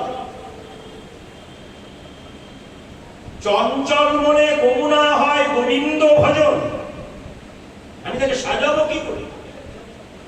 বিবাদী পক্ষরা বললেন যে নারদকে দক্ষ রাজা অভিসম্পাদ দিলেন কেন? নারদের কি দোষ না গুণ? গুণী অভিসম্পাদ। দক্ষ রাজার 10,000 পুত্রকে নারদ বৈষ্ণব মন্ত্রে দীক্ষা দিয়েছে। দক্ষ রাজার 10,000 পুত্র সংসার করেনি, তার সকল সংসার বিরাগী হয়ে গোবিন্দ চরণে সমাপতি হয়েছে। এই হচ্ছে নারদের দোষ। দক্ষ রাজা বলে আমার 10,000 সন্তান সংসার করে নিতে আমার বড় দুঃখ মনে, তা আমাকে যেমন তুমি দুঃখ দিয়েছো, আমি তোমাকে অভিসম্পদ করলাম, তুমি ক্ষণকাল অধিষ্ঠিত, এক জায়গায় তুমি ক্ষণকাল থাকতে পারবে না। আমি সাধনা করে ধ্যান করে আমি কিভাবে ভাগবতকে সাজাবো? তিনি অন্বেষণ করতে লাগলেন যে এমন কোন ব্যক্তিত্বকে পাবো তাকেই ভাগবত দান করব। তখন তিনি সেই ব্যক্তিত্বকে খুঁজে পেলেন পরাশর নন্দন, বশিষ্ঠ বংশধর ব্যাসদেবকে পেয়ে ব্যাস তদীয়মাদ বিপরীত কুরু, ব্যাস তুমি তাকে সাজাও। এখন ব্যাস চিন্তা করেন আমি তো ধীর, আমি স্থির, আমি তো বসে আছি, আমাকেই সাজাতে হবে, কিন্তু আমার সহযোগিতা করবে কে? তখন দেখছেন পাশেই দানপত্য সিদ্ধিদাতা গণেশ তপস্যা করছে। যে আগামীকাল গণেশ চতুর্থী না, এই ভাদ্র মাসে গণেশের জন্ম, ভগবান শ্রীকৃষ্ণের আবির্ভাব ভাদ্র মাস, রাধারানীর আবির্ভাব ভাদ্র মাস, শ্রীমদ্ ভাগবতের আবির্ভাব ভাদ্র মাস। আপনি ভাদ্র মাসকে কি করবেন? অশুভ মাস। মেঘাচ্ছন্ন দিন কবু নহে তো দুর্দিন, সেই দিন দুর্দিন যেদিন কৃষ্ণ কথাহীন। আমাদের দুর্দিন কোনটা? এই মেঘাচ্ছন্ন বৃষ্টি হচ্ছে, এটা আমাদের দুর্দিন নয়। যেদিন আমাদের সিন্নতাম সকতা কৃষ্ণম পণ্যশ্রবণ কীর্তনম হৃদন্তস্থ জগদরাণী বিদুনৌতি সুরিচ্ছদাম, যেদিন আমাদের এই কর্ণযুগলে হরিকথা প্রবেশ করেনি, যেদিন এই নয়নে সাধুগুরু বৈষ্ণব দর্শন হয়নি, যেদিন এই হস্ত গোবিন্দ সেবায় নিযুক্ত হয়নি, যেদিন এই দুখানি চরণ সাধুগুরু বৈষ্ণবের স্থানে আগমন করতে পারেনি, সেদিন হচ্ছে আমাদের সর্বদুর্দিন। এই দুর্দিনটা সুদিনে পরিণত করতে গিয়ে তো আমাদের হরিকথা শ্রবণ করা হয়। সিদ্ধিদাতা গণেশ সংকল্প করলেন আমার সহযোগিতা থাকবে, চতুর্হস্ত দিয়ে লিখন করো। কেন? ব্যাসদেব তো প্রকাশ করবেন, আমি লিখন করে সাজিলাম। সেই ব্যাসদেবের বদনের বাক্য থেকে সিদ্ধিদাতা গণেশ লিখন করতে করতে করতে করতে 18,000 শ্লোকে পরিণত। ভাগবত ভয়াকার গ ব ত খণ্ডেত্তর ব্যবহার নেই, সম্পূর্ণ অক্ষর দেওয়া আছে। ভয়াকার ভ ভক্তি যস্য দেবা পরা ভক্তি, চেতসত্তর উপনিষদ বললেন ঈশ্বরের চরণে একটা গভীর অনুরাগের নাম হচ্ছে ভক্তি। ভক্তির অপর নাম ভালোবাসা। আমরা ভালোবাসা বলি না, ভালোবাসার নামই ভক্তি, ভক্তির নামই ভালোবাসা। এই ভ শব্দটি আগে দেওয়া আছে। গতে গোলক রস, গোলকঞ্চ পরিত্যক্তাং লোকানাং ত্রাণকারণা। ওই গোলক রস, যে রসে ভক্ত সুখী কৃষ্ণ হয় বশ। ভগবানকে বশীভূত কি দিয়ে করবেন? ওই ভগবানের কথাই ভগবানকে বশীভূত করবেন, ভগবানের সেবায় ভগবানকে বশীভূত করবেন, ভগবানের নামে ভগবানকে বশীভূত করে দিতে পারবেন। সেই অক্ষরটা হচ্ছে গ, গোলক রস। ব শব্দে বৈরাগ্য, বৈরাগ্যেনাং যথা জ্ঞানং যথা ভক্তি রতস্ফুটম। আপনি যতই দান ধ্যান যা কিছু করেন না কেন, যতদিন আপনার মধ্যে বৈরাগ্য না আসবে ততদিন আপনি 16 আনা ভগবানকে ভালোবাসতে পারবেন না। তার ব শব্দটি বৈরাগ্য, বৈরাগ্যেনং যথা জ্ঞানং যথা ভক্তি রতস্ফুটম। আমাদের শ্রীদর্শনী পাপ তার টিকায় বর্ণনা করেছেন বৈরাগ্য ব শব্দ। ব শব্দ ত্যাগের শান্তি। আপনি ভোগ করে শান্তি পাবেন, ত্যাগেই আসবে শান্তি। ওই ত্যাগের ত শব্দটি শেষে দেওয়া আছে। ভয়াকার গ ব ত, ভাগবত। ভয়াকার গ ব খণ্ডের ত, ওখানে অখণ্ডকে কিন্তু আপনি খণ্ড করে দিয়েছেন। লিফলেটে যদি লিখে থাকেন ভাগবত পাঠ কিন্তু ভয়াকার গ ব খণ্ডের ত, তাহলে আপনি অখণ্ড ভাগবত পুলিঙ্গ আপনি ওখানে খণ্ড করে দিয়েছেন, যেহেতু ওই খণ্ডের ত দিয়ে স্ত্রীলিঙ্গ পরিণত করে দিয়েছেন। ব্যাকরণ খুব গুরুত্বপূর্ণ। আর শ্রীমদ ভগবত গীতা স্ত্রীলিঙ্গ, শ্রীমদ ভাগবত পুলিঙ্গ। ব্যাকরণ পড়াশোনা যারা করেছেন উপলব্ধি করতে পারবেন। তাহলে যদি ওই কয়ের জায়গায় খণ্ডের ত বসিয়ে দিই, তাহলে অখণ্ডকে খণ্ড করে দিলাম আর পুলিঙ্গকে স্ত্রীলিঙ্গ করে দিলাম। আমরা তো ভাষা বলতেই বুঝতে পারছি না। অনেকে এসে দেখবেন সবকিছু বলছেন যে বাঞ্ছা কল্পত রূপভস্য কৃপা সিন্ধু হয়ে বলছে পতিতানাং পাবনেভ্য বৈষ্ণবেভ্য নমো নমো, কিন্তু আসলে এসে বলছেন সর্ব বৈষ্ণবেভ্য নমো। ব্যাকরণের পণ্ডিতরা বলছেন যেখানে বহু বচনে সম্পন্ন করা আছে বৈষ্ণবেভ্য নমো নমো, বহু বচনের পরে আর কোন বচন হবে? এখানে এক বচন, দ্বিবচন, বহু বচন, তারপরে তুমি কোথা থেকে পেলে সর্ববৈষ্ণবেভ্য নমো নমো? কোথা থেকে পেলে? এটা তো এক বচনও নিষ্পন্ন হবে না, দ্বিবচনও নিষ্পন্ন হবে না, বহু বচনও নিষ্পন্ন হবে। তুমি পেলে কোথায়? মন গড়া বলেছি, মানে জানি না। আমাদের পরিণতি হচ্ছে যার জন্য আমাদের উন্নতির জায়গায় অবনতি হচ্ছে। কেন? ভাষাবোধ নেই, ভাষার মানে জানি না, মন্ত্রের তত্ত্ব জানি না, মন্ত্র উচ্চারণ করতে পারি না। তথাপি আমরা লোককে দেখাবো যে আমি ভালো মন্ত্র উচ্চারণ করতে পারি। ওই যেই মন্ত্র উচ্চারণ করছেন আসরের মধ্যে সবাই তো মুখ্য নয়। যারা পণ্ডিত আছেন তারা বলছেন তুমি মনে করছো তুমি পণ্ডিত, কিন্তু তোমার মন্ত্রে উদাত্ত উদাত্ত পানিনি ব্যাকরণ নেই, তোমার মন্ত্রে অনুপ্রাস অনুভঙ্গ সমাস নেই, সমাস হয়ে যাচ্ছে, দোষ হয়ে যাচ্ছে। পুনরুক্তি দোষে হলো শ্লোক ছাড়খাড়। তোমার শ্লোকটা ছাড়খাড় হয়ে গেছে, তুমি বুঝতে পারবেনি। আমাদের পরিণতি হচ্ছে আজকে আমরা ভাষা জানি না, কিন্তু ভাষাটা প্রয়োগ করতে চাই, মানুষকে দেখাতে চাই আমি অনেক কিছু জানি, কিন্তু তৃণাবপি শুনিছেন তরৈব শৈষ্ণবা অমানীন মানদেন কীর্তনীয় সদা। আমি তো কখনো নত হতে চাইব না, আমি উচ্চশীল, কিন্তু বৈষ্ণবের তিলকটা তো চূড়াটা তো নিচেই দেওয়া আছে, চূড়া তো উঁচুই দেওয়া নেই। তার মানে কি গোবিন্দের মন্দিরের চূড়া উঁচু আর ভক্তের তিলকের চূড়া নিচেই কেন? অনুভব করা হয়েছে একবার আমার এই নাসিটার করে চূড়াটা দেওয়া হয়েছে কেন? তোমাকে নত হতে বলেছে, যত নত হতে পারবে ততই গোবিন্দ কৃপা লাভ করতে পারবে, এই জন্যই তোমাকে নত হতে বলেছে। কিন্তু আমরা বর্তমানে কেউ নত হতে চাই না। আমরা সবাই জানি আমরা অনেক কিছু জানি, কিন্তু আমার কিছুই জানা হয়নি, এটা আমি বুঝতে পারছি না, আমার কিছু জানা হয়নি। যারা জেনেছেন তারা কি বলছেন, একটা বৃক্ষ যখন প্রচুর ফল দেয়, বৃক্ষটার আপনি আপনি ফলের ভারে মস্তক নত হয়ে যায়। যারা গুণ অর্জন করেছেন তারাও অবনত মস্তকে রয়েছে, গুণের ভারে অবনত মস্তক আর ফলের ভারে অবনত মস্তক। কিন্তু যেহেতু আমাদের গুণ নেই বলেই মস্তক সোজা হয়ে আছে, আমি অনেক কিছু জানি, স্বীকার করেছি, এই জন্য আমাদের অবনতি হচ্ছে।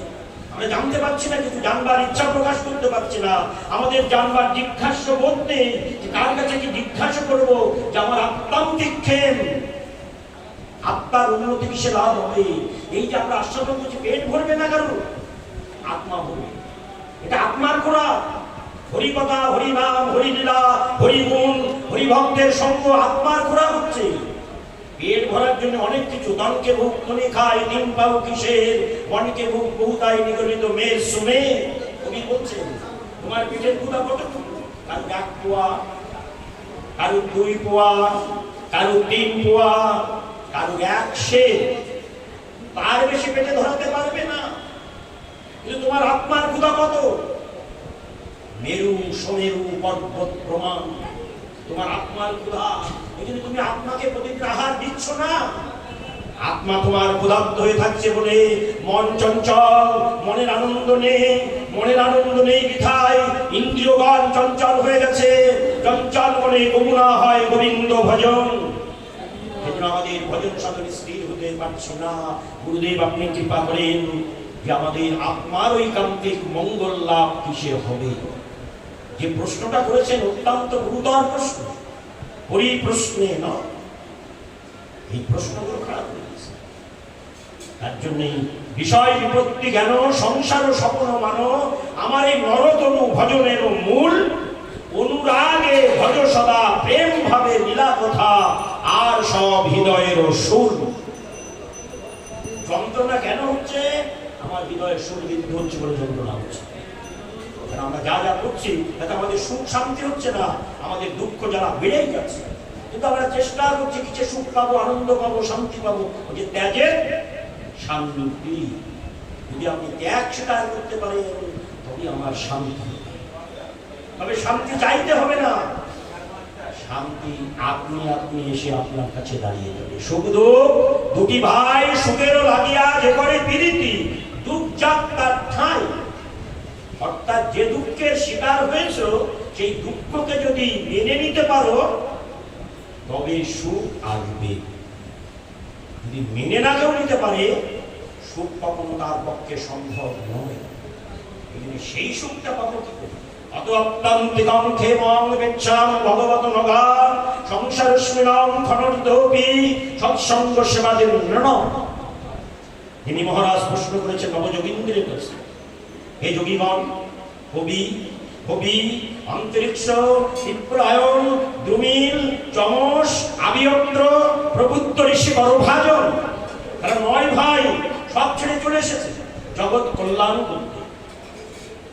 নিবিড় যজ্ঞশালে যখন উপস্থিত হলেন, নিবি দেখছেন একজন যোগীকে সাধনা করে নিমন্ত্রণ করে আনা যায় না। আমার কত বড় সৌভাগ্য যে আমার যজ্ঞশালে অযাচিত ভাবে 9 জন যোগী পুরুষ এসে হাজির হয়েছে। নবযোগীন্দ্রগণ সকলের কাছে গলে লবণীকৃত বাসে মহারাজ প্রার্থনা করলেন, আপনাদের দর্শন করে আমার এত আনন্দ হচ্ছে, আপনারা যদি অভয় দেন তাহলে আমি একটা প্রশ্ন রাখতে পারি।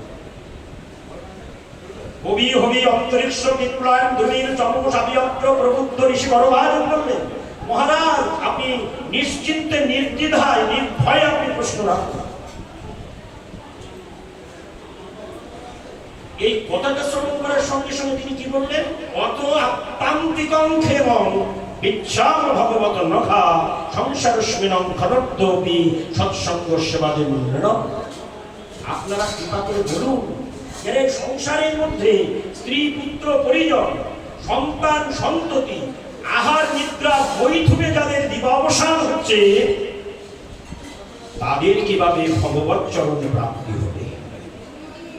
তাদের প্রশ্ন, যে আমাদের প্রশ্ন, তো আমাদেরকে কেন্দ্র করে তো প্রশ্ন।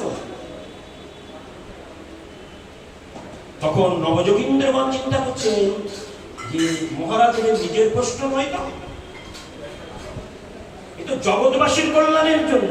আর শুধু সেই যুগের প্রশ্ন নয়, আগত কলিযুগের প্রশ্ন হচ্ছে। কারণ সত্য যুগে একেবারে 4 আনা ধর্ম, 12 আনা 16 আনা ধর্ম দাঁড়িয়ে আছে। গীতে অধ্যায়িত বিষ্ণু, ধ্যানের দ্বারাই ভগবানকে প্রাপ্তি হবে, 16 আনা ধর্ম চতুষ্পাদে দাঁড়িয়েছে। যখন সেই যুগের পরিবর্তন হলো, কত কাল পরে 17 লক্ষ বৎসর ধরে সত্যযুগ ছিল, 17 লক্ষ বৎসর। সেই যুগ যখন পরিবর্তন হলো, প্রলয় হয়ে গেল, এলো ত্রেতা যুগ। ধর্মের 3 পদ রইল, 1 পদ ক্ষণভঙ্গুর হয়ে গেল। সে যুগে গীতে অধ্যায়িত বিষ্ণু ত্রেতায়াং যজতমত, ত্রেতা যুগে যাগযজ্ঞ, রাষ্ট্রীয় ভাষ্ট্রীয় নমে দর্শনের নরমেদাদি যজ্ঞের বিধান ছিল। সেই যুগটা হলো 12,96,000 বৎসর ধরে ত্রেতা যুগ অবস্থান করেছে।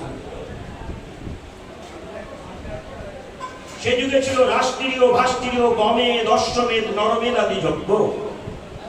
সেই যজ্ঞে মুনি ঋষিরা পশুবধ করেছেন, গোবধ করেছেন, অশ্ববধ করেছেন, নরবধ করেছেন, মানুষকে বধ করে দিয়ে যজ্ঞ করার পরে আবার তাদের অস্তিত্বে মন্ত্র দিয়ে তাদের আবার বাঁচিয়ে দিয়েছে। এই জন্য জিয়াইতে পারো যদি তবে মারো প্রাণী, এই হচ্ছে আমাদের বেদ পুরাণের বাণী। অর্থাৎ একটা পশুকে বধ করে যদি সেই পশুকে পুনর্জীবন দিতে পারো, তাহলে তোমার অপরাধ নেই। কিন্তু যদি পশু বধ করে যদি তুমি পুনর্জীবন না দিতে পারো, তাহলে ওই পশুর অঙ্গে যত রসন থাকবে, লোভ, ততবার তোমাকে পশু হয়ে জন্ম নিয়ে খড়গাঘাতে তোমার প্রাণ দিতে হবে। এটা আমাদের যুগের নিয়ম। মন্ত্র মন্ত্র সাধনা, মন্ত্রের আভাস দিয়েছে।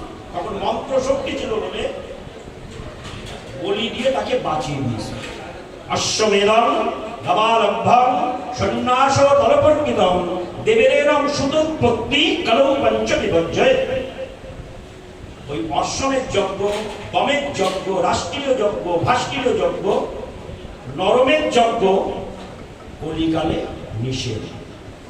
দেবর দ্বারা পুত্র উৎপাদন নিষেধ, মৎস্য মাংস কর্তৃক পিতামাতার শ্রাদ্ধ নিষেধ, আর সন্ন্যাস ধর্ম কলিকালে নিষিদ্ধ করা আছে। অশ্বমেধম নবালম্বান সন্ন্যাস পরবর্তিতম দেবেরেরং পুত্র উৎপত্তি কলৌ সুতোৎপত্তি কলৌ পঞ্চ বিপর্যয়। এগুলো আর কলিকালে হবে না, সব বর্জন করে দিয়েছে। কারণ কলিকালের সেই মন্ত্র নাহিক ব্রাহ্মণী, একটা পশুকে বধ করে তাকে বাজিয়ে দেওয়া, সেই মন্ত্র কলিকালের ব্রাহ্মণদের নেই। সেই জন্য কলিতে যেন আর বলি না হয়।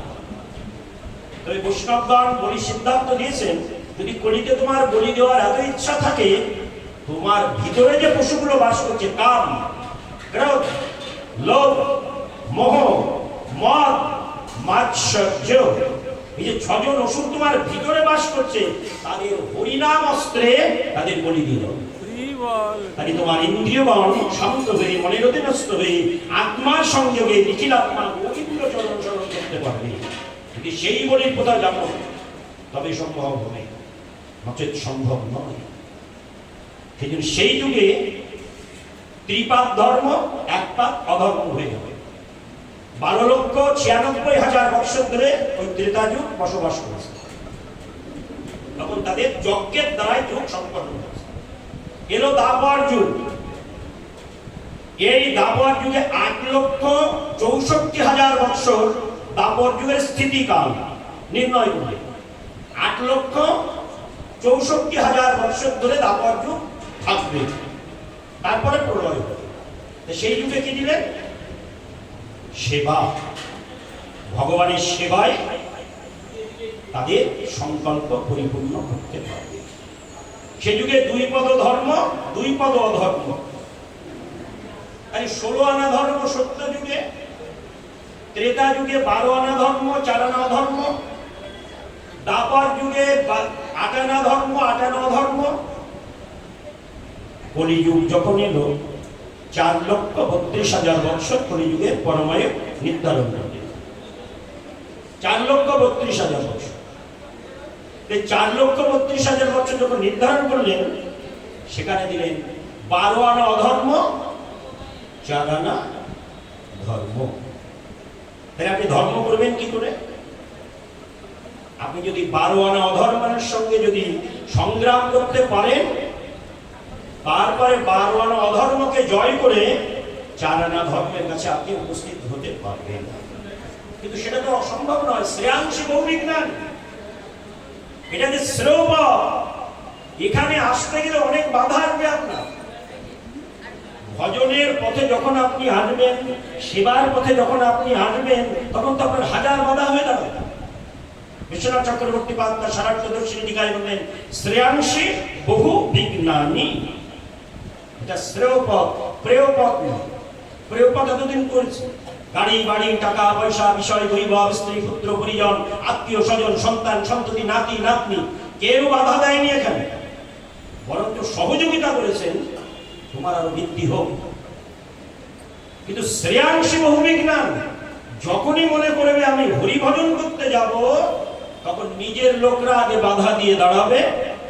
এ তো বাহিরের কথা, ভিতরে কাম ক্রোধ লোভ মোহ মাৎসর্য মনকে বলবে, মন আমি সহজে তোমাকে যেতে দেব না, আমি প্রাচীর হয়ে দাঁড়িয়ে গেলাম। শ্রেয়াংশী বহু বিজ্ঞানী। 12 আনা ধর্মের সঙ্গে আপনাকে সংগ্রাম করতে হবে, তবে 4 আনা ধর্মের কাছে আসতে পারবে। এটা কলিযুগ। কিন্তু ধর্ম শব্দের অর্থ কি সেটাও তো জানলাম না। ধর্ম ধী ধাতু, মন প্রত্যয়, লট বিভক্তি। এখন কি সব শ্রোতারা এখন শুনতে চাইবেন না, কারণ তত্ত্বের উপর নিদর্শন কথা শুনতে চান না, তত্ত্ব এখন শুনতে চান না। দেহ তত্ত্ব, ভাগবত বলছেন মিথ্যা কথা। দেহটা কোনো তত্ত্ব নয়, আত্মতত্ত্ব, আত্মাটাই তত্ত্ব। যেহেতু আত্মা অক্ষয়, অবক্ষয়, নিত্য, শাশ্বত, অজেয়, সেই জন্য আত্মা হচ্ছে তত্ত্ব, দেহটা অনিত্য। অনিত্যানি শরীরানি বিভবই নৈব শাশ্বত মৃত্যুর সন্নিহিতং কর্তব্য ধর্ম সঞ্চয়। এটা অনিত্য বস্তু, আজ আছে কাল নেই। নিঃশ্বাসে নহি বিশ্বাস পদারুদ্ধ ভবিষ্যতি আবলব্বং জপ্তব্বং হরির নামই বা কেবলম। 21,600 বার যাতায়াত করছে তো, এই প্রথমে গিয়ে যদি ফিরে না আসে, তাহলে দন্তস্ব আমরা আছি তো এখন এখানে। এই দেহটা কি বলে? দন্তস্ব। চোখে দেখতে পাচ্ছ, কানে শুনতে পাচ্ছ, বদনে বাক শক্তি প্রকাশ করতে পারছ, হস্তকর্ম করতে পারছ, মস্তক প্রণাম করতে পারছে, চরণ চলতে পারছে, তাই তোমার দন্তস্ব সব।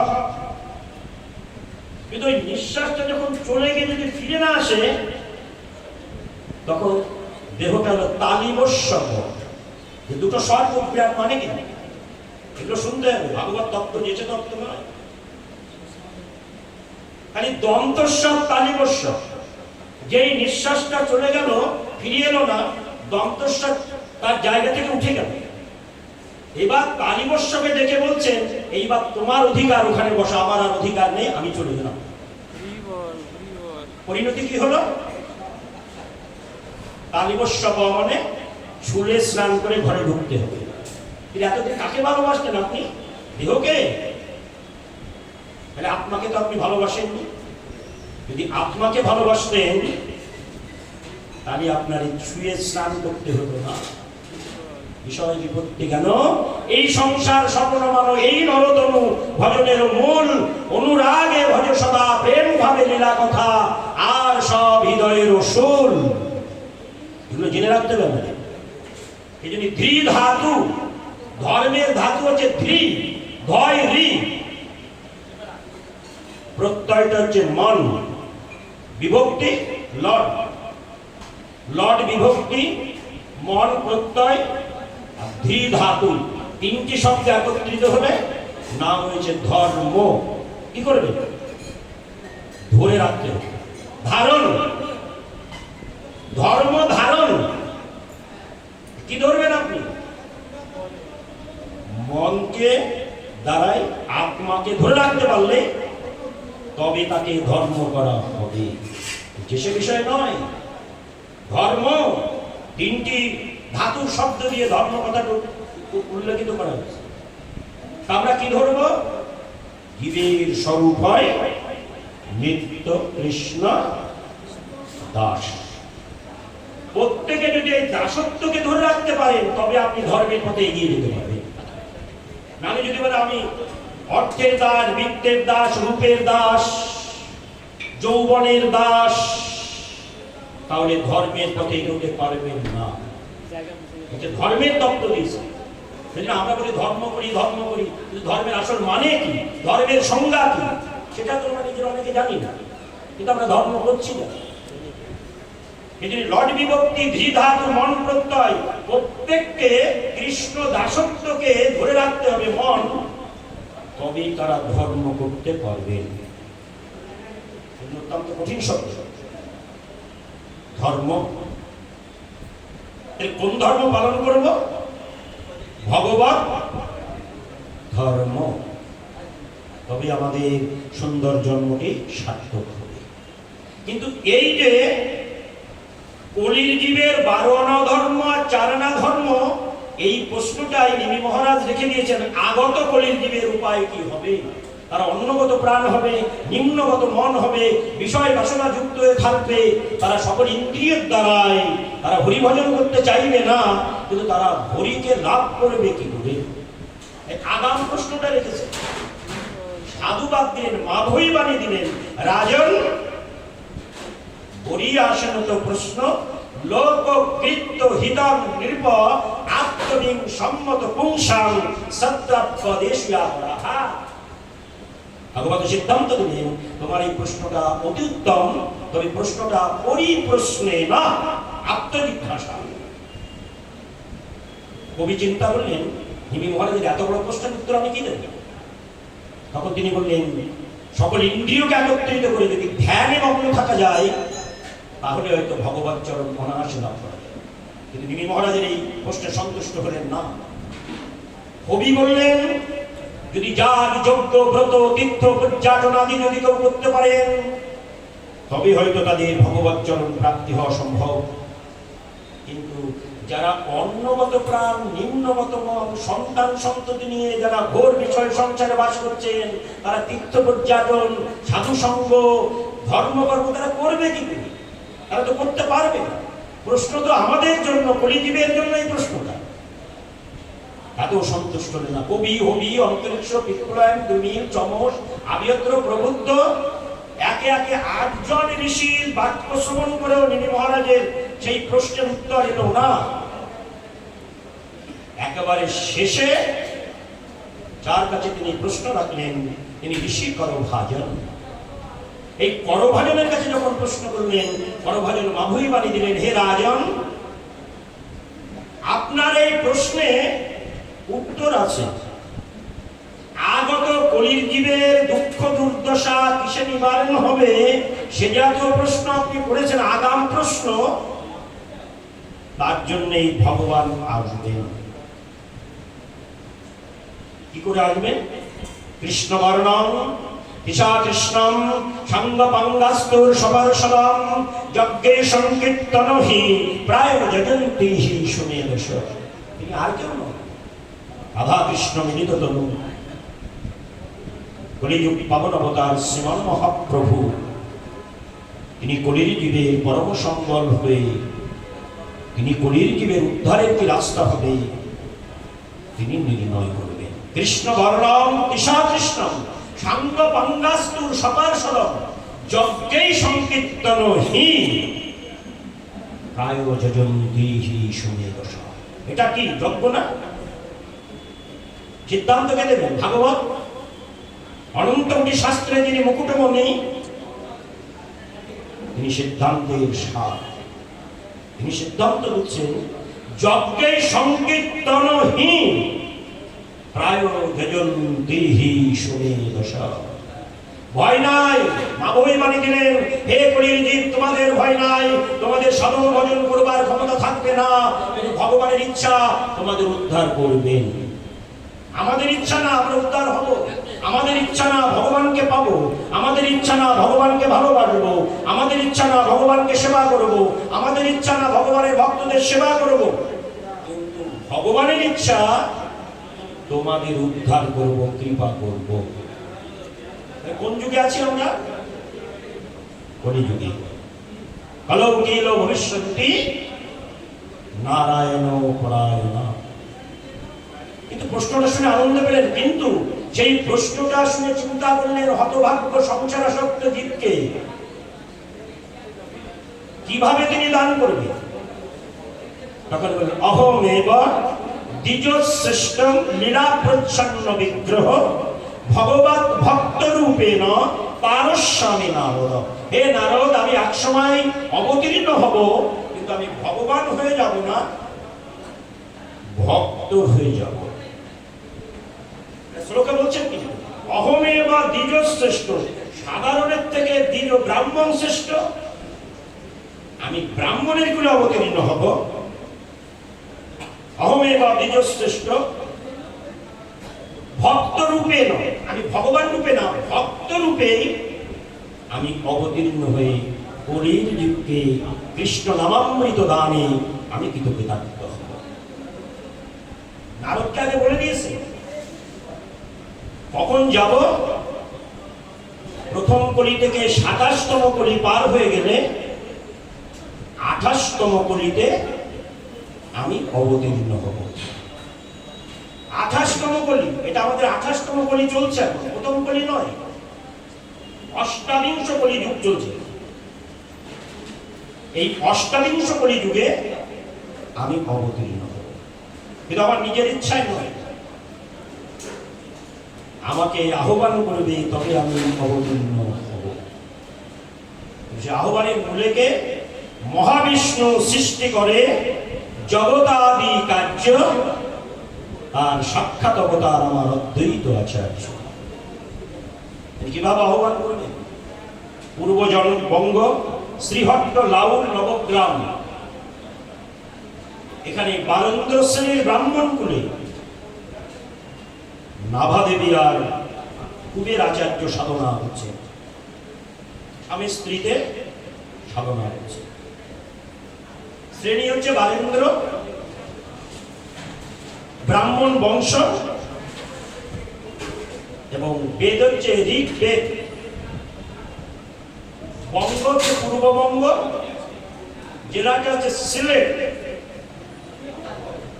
এখানে তিনি নাভাদেবী আর কুবের আচার্য সাধনা হচ্ছে। আর এই সাধনার মূল সূত্রকে এর পাশেই শ্রীহট্টের লাউল নবগ্রামের পূর্ণিপাট গ্রামে, এখানে পৌর্ণমাসী সখী রূপে আবির্ভূত হলেন মাধবেন্দ্র পরিবার। এবং ইতিহাস তত্ত্ব আমাদের একটু গৌর ইতিহাস তত্ত্ব জেনে নিতে হবে। কারণ ওই পূর্ববঙ্গের সিলেটের পূর্ণিপাট গ্রামে কাশ্যপ বংশীয় ব্রাহ্মণ কুলে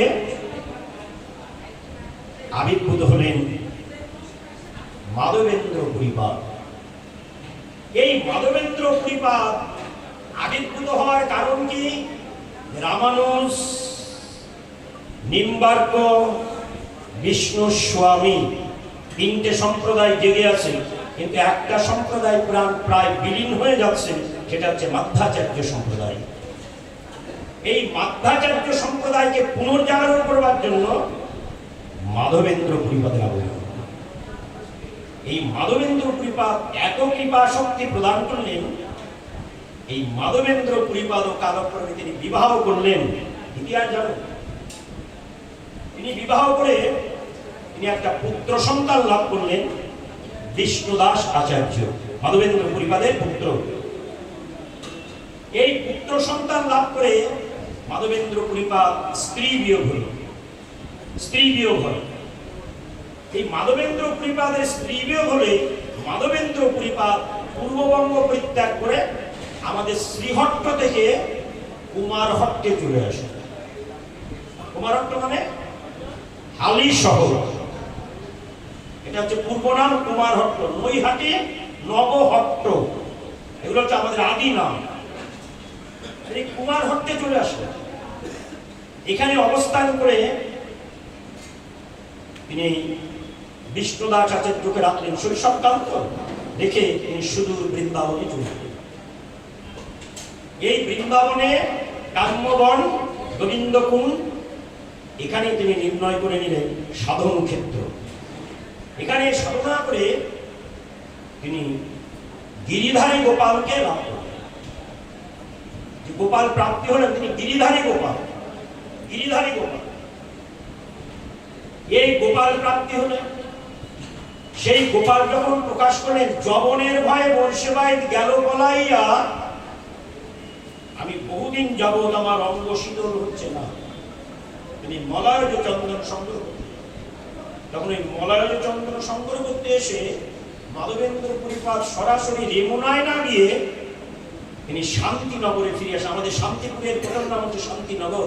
ইতিহাস, বৈষ্ণব ইতিহাস বর্ণনা করছেন। অনেক গ্রন্থ অধ্যয়ন করে না আসলে কথাগুলো প্রকাশ করা যায় না, সেই জন্যই সেটার নাম দিল শান্তিনগর। সেই শান্তিনগরে এসে দেখলেন যে ওই নাভা দেবী এবং কুবেরাচার্যের সাধনার প্রভাবে পেয়েছেন অদ্বৈত আচার্যকে পুত্র রূপে। তখন চলে আসলেন এখানে, এসে নবদ্বীপে শান্তিনগরে এসে বাস করছে। তখন ওই মাধবেন্দ্র পুরীপাদ তাকে দর্শন করে খুব আনন্দ লাভ করে অদ্বৈতের কর্ণে তিনি যুগল মন্ত্রের উপাসনা দান করলেন। মন্ত্র দিলেন, আচার্য তোমার গিয়ে সর্বপ্রথম অষ্টপ্রহর ব্যাপী ভুবন মঙ্গল তারক ব্রহ্ম নাম সংকীর্তনের সূত্রপাত হবে। এখান থেকে শুরু হবে হরিনাম যজ্ঞ। প্রথম কলি চলে গেল, প্রথম, দ্বিতীয়, চতুর্থ, পঞ্চম, ষষ্ঠ, সপ্তম, অষ্টম, নবম, দশম, একাদশ, দ্বাদশ, ত্রয়োদশ, চতুর্দশ, পঞ্চদশ, ষষ্ঠদশ, সপ্তদশ, অষ্টদশ, ঊনবিংশতি, বিংশতি, একবিংশতি, দ্বাবিংশতি, ত্রয়োবিংশতি, চতুর্বিংশতি, পঞ্চবিংশতি, ষষ্ঠবিংশতি, সপ্তবিংশতি যখন এলো, তখন এই নামযজ্ঞের সূত্রপাত হয়নি। আমরা যে নামযজ্ঞ করছি, ইতিহাস আর নামযজ্ঞের অধিবাস, এই কথাগুলো বলতেন, এই নামযজ্ঞের সূত্রপাত হয়নি। তখন অদ্বৈত আচার্যকে বলেন, তোমার গৃহে হবে সর্বপ্রথম অষ্টপ্রহর ব্যাপী ভুবন মঙ্গল তারক ব্রহ্ম নাম সংকীর্তন। হরে কৃষ্ণ কৃষ্ণ কৃষ্ণ হরে হরে, হরে রাম রাম রাম হরে হরে। 16 নাম 32 অক্ষর, 4 কৃষ্ণ 4 রাম, 8 হরে। এই নাম তোমার গৃহে থেকে সূত্রপাত হবে, তোমার গৃহে থেকে পূর্ব সূচনা হবে। আশীর্বাদ করলেন। সেইখান থেকে আশীর্বাদের মূল কারণ কি? যদি অদ্বৈত যদি কৃপা হয়, জয় সীতানাথ করলবে কত নন্দের নন্দন হরি, কহে বৃন্দাবন শ্রী অদ্বৈত চরণ হিয়ার বাজারে ধরি। যদি নিতায়ের কৃপা, গৌর কৃপা পেতে হয়, সর্বাগ্রে সীতানাথের কৃপাটা দরকার আছে। আমরা ওখানে তো ভুলে গেছি, সবাই তো নিতাই বলছে, জয় নিতাই, জয় গৌর, সীতানাথ বলছি না, তাতে সীতানাথের দুঃখ নেই। কিন্তু সীতানাথের একটা দুঃখ, তোমরা যদি জয় নিতাই না বলে, জয় গৌর না বলে জয় রাধে বলো, তাহলে আমার আনন্দ হবে। কেন? জয় নিতাইয়ের কাছে জয় নিতাই বলে জয় নিতাই খুশি নয়। জয় নিতাই বলে আমার নাম আমি প্রচার করতে আসেনি। কাহা করু কাহা যাও কাহা গেলে কৃষ্ণ পাও, আমি হরির নাম প্রচার করতে এসেছি। আমরা নিতাইয়ের কাছে জয় নিতাই বলে নিতাই সুখী হবে? আমরা গৌরের কাছে যদি বলি জয় গৌর, গৌর সুখী হবে না। অনার্পিত চরিঞ্চিরাত করুণায় অবতীর্ণ কালৌ সমারোপয়িত মন্নত উজ্জ্বলং রসং সভক্তি শ্রিয়াম হরিপুরট সুন্দরোদ্যতি কদম্ব স্ফুরিত বসচিজ নন্দনম। যদি আমরা সেই কথাই বলে থাকি অনার্পিত চরিঞ্চিরাত করুণায় অবতীর্ণ কালৌ, তিনি যে অনার্পিত চরিঞ্চিরাত দান করতে এসেছেন, এখন সেই গৌর যদি গৌরের নাম সবাই করে, গৌরের জয়ের ধ্বনি দেয়, গৌর বলবেন আমি এখানে খুশি নয়, কারণ আমার একটা কর্ম গৌণ আর একটা কর্ম মুখ্য। গৌণ কর্ম হরিনামের প্রচার, মুখ্য কর্ম রাধা গোবিন্দ যুগল সেবা। একদিনে বেশি বলা যাবে না, এরপরেই তো আবার বাবাজিরা বলবেন এখনই সমাপ্তি হতে হবে, অধিবাস কীর্তন হবে। কিন্তু আমি ধারাটায় আসছি, কারণ যেখানে প্রশ্ন রেখেছেন যত অত্যান্তিকং ক্ষেমং বিক্ষাম ভগবত নঘা সংসারস্মিরং খনর্দপি সৎসঙ্গ সেবাদিন মেরম, যেখান থেকে শুরু করতে হয় সেই কথাই মিলন করতে, তবে ভাগবত বক্তা বলে জগতে যাবে। কিন্তু আমি এক জায়গায় ধরলাম আর এক জায়গায় সমাপ্তি করলাম, ওখানে বক্তার পরিচয় হবে না। বক্তার পরিচয় দিতে হবে, যে কথা থেকে শুরু হয়েছে সেই কথাই মিলন করতে হবে, তবে ভাগবত। যেসে তত্ত্ব নয়, এটা শ্রবণ মঙ্গলম, এখানে বিচার করে দিয়েছে। সেই জন্যই এখানে কৃপাটি বলেছেন গৌর হরি জয় গৌর বললে গৌর সুখী হবে না। আবার কৃষ্ণের কাছে যদি জয় গোবিন্দ বলে কৃষ্ণ সুখী হবে না। যদি আমরা শ্রী রাধে জয় রাধে যদি বলি, কৃষ্ণ সুখী হবে, জগৎপতি কৃষ্ণের সুখ হবে, তৎসুখ সুখকামিতা। জগৎপতির কৃষ্ণের সুখ হলে গৌরাঙ্গের সুখ হবে, সাধন তত্ত্ব তিনি সাধ্য নয়। যদি সাধন তত্ত্বের সুখ হয়, তাহলে আশ্রয় তত্ত্ব নিতাই যাদের সুখ হবে, আর নিতাই যাদের সুখ হলে গুরু তত্ত্ব অদ্বৈত প্রভুর সুখ হবে। এই জায়গাটা আমাদের আসতে হবে, তবে আমাদের উন্নতি বিচার হবে না। জয় নিতাই বললাম, নিতাই বলে আমি সুখী নয় তোমার এই কথা, এখানে আমার জয় দিতে তোমাকে আমি বলিনি, তোমার এত বড় স্পর্ধা, আমার জয় তোমাকে দিতে কে শিখিয়েছি? তুমি রাধের জয়, যার মুখে রাধা নাম উচ্চারণ হবে, ভগবান শ্রীকৃষ্ণ তার কর্ণযুগলে বসে তার বদন থেকে শ্রী রাধে জয় রাধে তার নাম শ্রবণ করে তবেই বংশ নজীবামি দয়া বিনা, তখন আমার গোবিন্দের সুখ হবে। গোবিন্দের সুখের জন্য তো আমাদের সকল কর্ম। আশ্রয় আর বিষয়, গৌরঙ্গ তো আমাদের সাধ্য নয়, সাধন। নিতাই চাঁদ আমাদের সাধ্য নয়, সাধন। অদ্বৈত আচার্য আমাদের সাধ্য নয়, সাধন। গুরুদেব আমাদের সাধ্য নয়, সাধন। হরিনাম আমাদের আশ্রয়, কিন্তু আগে বলছেন গৌণ ধর্ম প্রচারে হরিনাম, আর মুখ্য ধর্মে রাধাকৃষ্ণ যুগল সেবা। কথাটা খুব গুরুত্ব। এর মধ্যে অনেক সংজ্ঞা দিয়েছে, কিন্তু সংজ্ঞার মধ্যে আমি যাচ্ছি না, কারণ সংজ্ঞা বাড়াতে গেলে আবার তো সেখানে ফিরে আসতে অনেক সময় লেগে যাবে, কিন্তু সময় দেওয়া যাবে না। আমি সময় মধ্যে এসেছিলাম, 5টার সময় বলা হয়েছে, 5টার আগে আমি চলে এসেছি, কিন্তু দেখা গেল ওই 6:10 বাজতে তখন আমি বসছি। যাই হোক, হতেই পারে, সংসারের কাজ তো, বিয়ের বাড়ি অনুষ্ঠান, এটা হতেই পারে। কিন্তু তার জন্য লব্ধা সুদুর্লভ বিধান বহুসংভবন্তি তরুণাম যদি তরুণা পতে তরুণিত্ব যাব মিশ্র সার বিষয়ক্ষর পর্বতস্যা। এই যে মহাপ্রভু আনয়ন করবার জন্য অদ্বৈতকে কৃপা দিয়ে গেলেন মাধবেন্দ্র কৃপা, তারপরে তিনি চলে গেলেন, গিয়ে তিনি রেমুনায় গিয়ে মলয়নী চন্দ্র সংগ্রহ করে কিন্তু যাবেন, কিন্তু গোপাল আদেশ দিলেন গোপীনাথের অঙ্গে চন্দন লেপন করো, আমার অঙ্গ শীতল হয়ে যাবে। মাধবেন্দ্র পুরীপাদ ওই গোপীনাথের অঙ্গে চন্দন দিলে মাধবেন্দ্র পুরীপাদকে জানিয়ে দিলেন, মাধবেন্দ্র পুরী তোমার শেষ নিঃশ্বাস ত্যাগ করতে হবে এই রেমুনায়। তুমি যতই বৃন্দাবনে থাকো না কেন, তোমাকে এখানেই চলে আসতে হবে, কারণ তুমি আমার ভক্ত, আমি চাই ভক্ত আমার নিকটেই বাস করো। ইঙ্গিত করে দিলেন গোপীনাথ। মাধবেন্দ্র পুরীপাদ তারপরে তিনি আবার চলে গেলেন ধামে, সেখানে বসবাস করতে লাগলেন। কালক্রমে মাধবেন্দ্র পুরীপাদের সেই গোপাল এখন শ্রীনাথজি। এই শ্রীনাথজিকে দর্শন করতে হলে আপনাদের যেতে হবে সে রাজস্থান নাথদ্বারায়, সেখানে গিয়ে দর্শন করে আসতে হবে মাধবেন্দ্র পুরীপাদ কোন গোপালকে তিনি পেয়েছিলেন। আর যদি আদি বিগ্রহ দর্শন করতে চান তাহলে তো আপনাকে রাজস্থানে যেতে হবে। করণীতে মদন মোহন, রাজস্থানে গোবিন্দ গোপীনাথ দেখতে হবে। কিন্তু পরবর্তীকালে এই বৃন্দাবনে যে গোবিন্দ মন্দির, এই আদি বিগ্রহ নয়, আদি বিগ্রহ রাজস্থান। বৃন্দাবনে শুধু গোবিন্দ ছিলেন, তারপরে আমাদের আচার্যা জাহ্নবা মাতা তার পাশে রাধারানীকে প্রতিষ্ঠা করেছে। গোপীনাথের শুধু কৃষ্ণ ছিল, তার পাশে রাধারানীকে প্রতিষ্ঠা করে আসলেন তিনি আমাদের আচার্যা মা এই জাহ্নবা মাতা। মদন মোহন শুধু কৃষ্ণই ছিল, কিন্তু পাশে রাধারানীকে প্রতিষ্ঠা করে আসলেন। তখনকার মধ্যযুগে একজন মা, তিনি যে আচার্যের আসনে বসেছিলেন, তিনি হচ্ছেন জাহ্নবা মাতা ঠাকুরানী, তিনি এটা প্রতিষ্ঠা করেছেন। কিন্তু এখন আমরা বৃন্দাবনে যে বিগ্রহ দেখছি, এটা আদি বিগ্রহ নয়। আদি বিগ্রহ দেখতে গেলে আমাদের রাজস্থানে অবস্থান করতে হবে। কারণ এই ইতিহাসটা অনেক বড় ইতিহাস, জাতি ধর্ম নির্বিশেষে চলে আসবে। এখন রাজনীতির বিষয় তো, সব কথা বলার সুযোগ পেলেও সব কথা বলা যাবে না, বাদ বিতণ্ডা সৃষ্টি হবে, কারণ মানুষ তো বুঝবে না। সেই জন্য বাদ বিতণ্ডা ইতিহাস বলা যাবে না। সেই জন্য দুর্লভ মনুষ্য দেহে দেহি নাম কোনো বন্ধুরাও তত্রাপি দুর্লভে মন্যে বৈকুণ্ঠে প্রিয়দর্শন। এখানে অদ্বৈত আচার্য প্রভু তিনি এই বাক্যটা শ্রবণ করে তিনি স্মরণ করতেন, কবে সেই দিন হবে যেদিন এখানে হরিনাম যজ্ঞ হবে।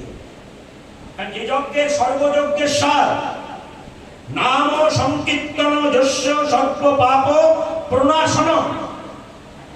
এত যজ্ঞ হয়েছে রাষ্ট্রীয়, রাষ্ট্রীয়, গমের, অশ্বমেধ, নরমেধাদি যজ্ঞ, কিন্তু সেই যজ্ঞের সর্বসাধারণের সবার উপকার হয়নি। কিন্তু এই কলিযুগে, অষ্টাবিংশ কলিযুগে এমন যজ্ঞ হবে যে নাম সংকীর্তন যস্য সর্ব পাপ প্রণাশন, সকল পাপ দূরীভূত হয়ে যাবে নাম সংকীর্তনে। এটা কীর্তন নয়, সংকীর্তন। কিন্তু সেই সংকীর্তনের কর্তা আজলম্বিত ভুজাও কনকবদাত সংকীর্তনৈক পিতর বিশ্বম্বর দ্বিজবর যুগধর্ম পালন। এই যুগধর্ম পালন করতে আজলম্বিত ভুজ সংকীর্তনৈক পিতর। পিতা বলেন নাকি? এক বচন, দ্বিবচন নয়, বহু বচন দেয়। আপনি বুঝবেন যে শুধু মহাপ্রভু সংকীর্তনের পিতা না, নিতাই চাঁদ সংকীর্তনের পিতা, মহাপ্রভু সংকীর্তনের পিতা, অদ্বৈত আচার্য সংকীর্তনের পিতা, হরিদাস ঠাকুর সংকীর্তনের পিতা। এই জন্য এখানে বহু বচনে নিষ্পন্ন করেছে, বচনটা বহু দিয়েছে। কোথাও কোথাও বহু বচন, কোথাও কোথাও এক বচন, দ্বিবচনে দিয়ে নিষ্পন্ন করেছে। সেই জন্য ভগবানের তো অনন্ত লীলা, অনন্ত লীলায় কৃষ্ণের অনন্ত লীলা, তার মধ্যে দুটো লীলায় বহু বচন দেওয়া আছে। একটা বস্ত্রহরণ, খপা। এই যে বস্ত্রহরণের শেষে যে খপা, ক্ষীয় পয়াকার দুটো বিন্দু, ওখানে বহু বচন, মানে বহুদিন। কতদিন? ব্রহ্ম বিবাহ, সত্য ত্রেতা দাপর কলি 994 বার ঘুরে 4 যুগ যেদিন এক হবে, মিলন হবে, সেই দিন হবে ব্রহ্মার একটা দিন। তাহলে সেই ব্রহ্মার দিন আমাদের কতদিন? 429,40,80,000 বছর। ম্যাথমেটিক্স আপনি কৃষ্ণবাদের কোথায় মেলাবেন? ম্যাথ এবং লজিক দুটো দিতে হবে, তবে কৃষ্ণবাদন মিলবে, না হলে মিলবে না। এই জন্য এখানে বলছেন ওই যে বস্ত্রহরণ যে লীলাটি হয়েছিল কতদিন? ব্রহ্মার একদিন। আর আমাদের 429,40,80,000 বছর আমাদের দিনের পরিমাণে বস্ত্রহরণ লীলাটি হয়েছে। এগুলো শ্রবণ করবেন না? এগুলো শ্রবণ আর ভগবানরূপী তারাত্রী, এই যে তারাত্রী শব্দটি বহুবচন, বহু রজনী, মানে 100 রজনী এক জায়গায় বাস হচ্ছে ব্রহ্ম রজনী। ওই ব্রহ্ম রজনী মানে আমাদের বললেন রাস কতদিন হয়েছিল? 429,40,80,000 বছর আমাদের মানদণ্ডে এতদিন ধরে ভগবান শ্রীকৃষ্ণ রাস লীলা করেছেন। আপনি কৃষ্ণলীলা বুঝবেন, বুঝতে হবে তো। এখানে লীলা তত্ত্ব অত সহজ নয়। লীলা তত্ত্ব শুধুমাত্র ভক্তির দ্বারা অনুভূতি করতে হবে। এটা বুঝতে গেলে আমাদের সহজ সাধ্য হবে না। ভক্তি বশাৎ পুরুষা, ভগবানকে বশীভূত করতে গেলে একমাত্র ভক্তিকে আশ্রয় করতে হবে। এখানে সেই ভক্তির আশ্রয় হলে তারপরে জগৎ পবিত্র হবে। এই ভক্তিটা হরিনামের মধ্যে দান করে মহাপ্রভু সকলকে জাতি ধর্ম নির্বিশেষে স্বধর্ম নিধন শ্রেয় পরধর্ম ভয়াবহ, এই পরধর্ম থেকে নিজ নিজ ধর্ম প্রতিপালন করবার জন্য তিনি হরি নামটার প্রথম বিধান করেন। অদ্বৈত আচার্য গৃহে, কারণ অদ্বৈত প্রভুকে সংকল্প করালেন তুমি গুরুতত্ত্ব, কিন্তু মনস্তত্ত্ব না আসলে ধ্যান তত্ত্ব আসবে না। পঞ্চতত্ত্ব বলছি না আমরা, কারণ জিজ্ঞাসা করি পঞ্চতত্ত্ব কি বলবেন?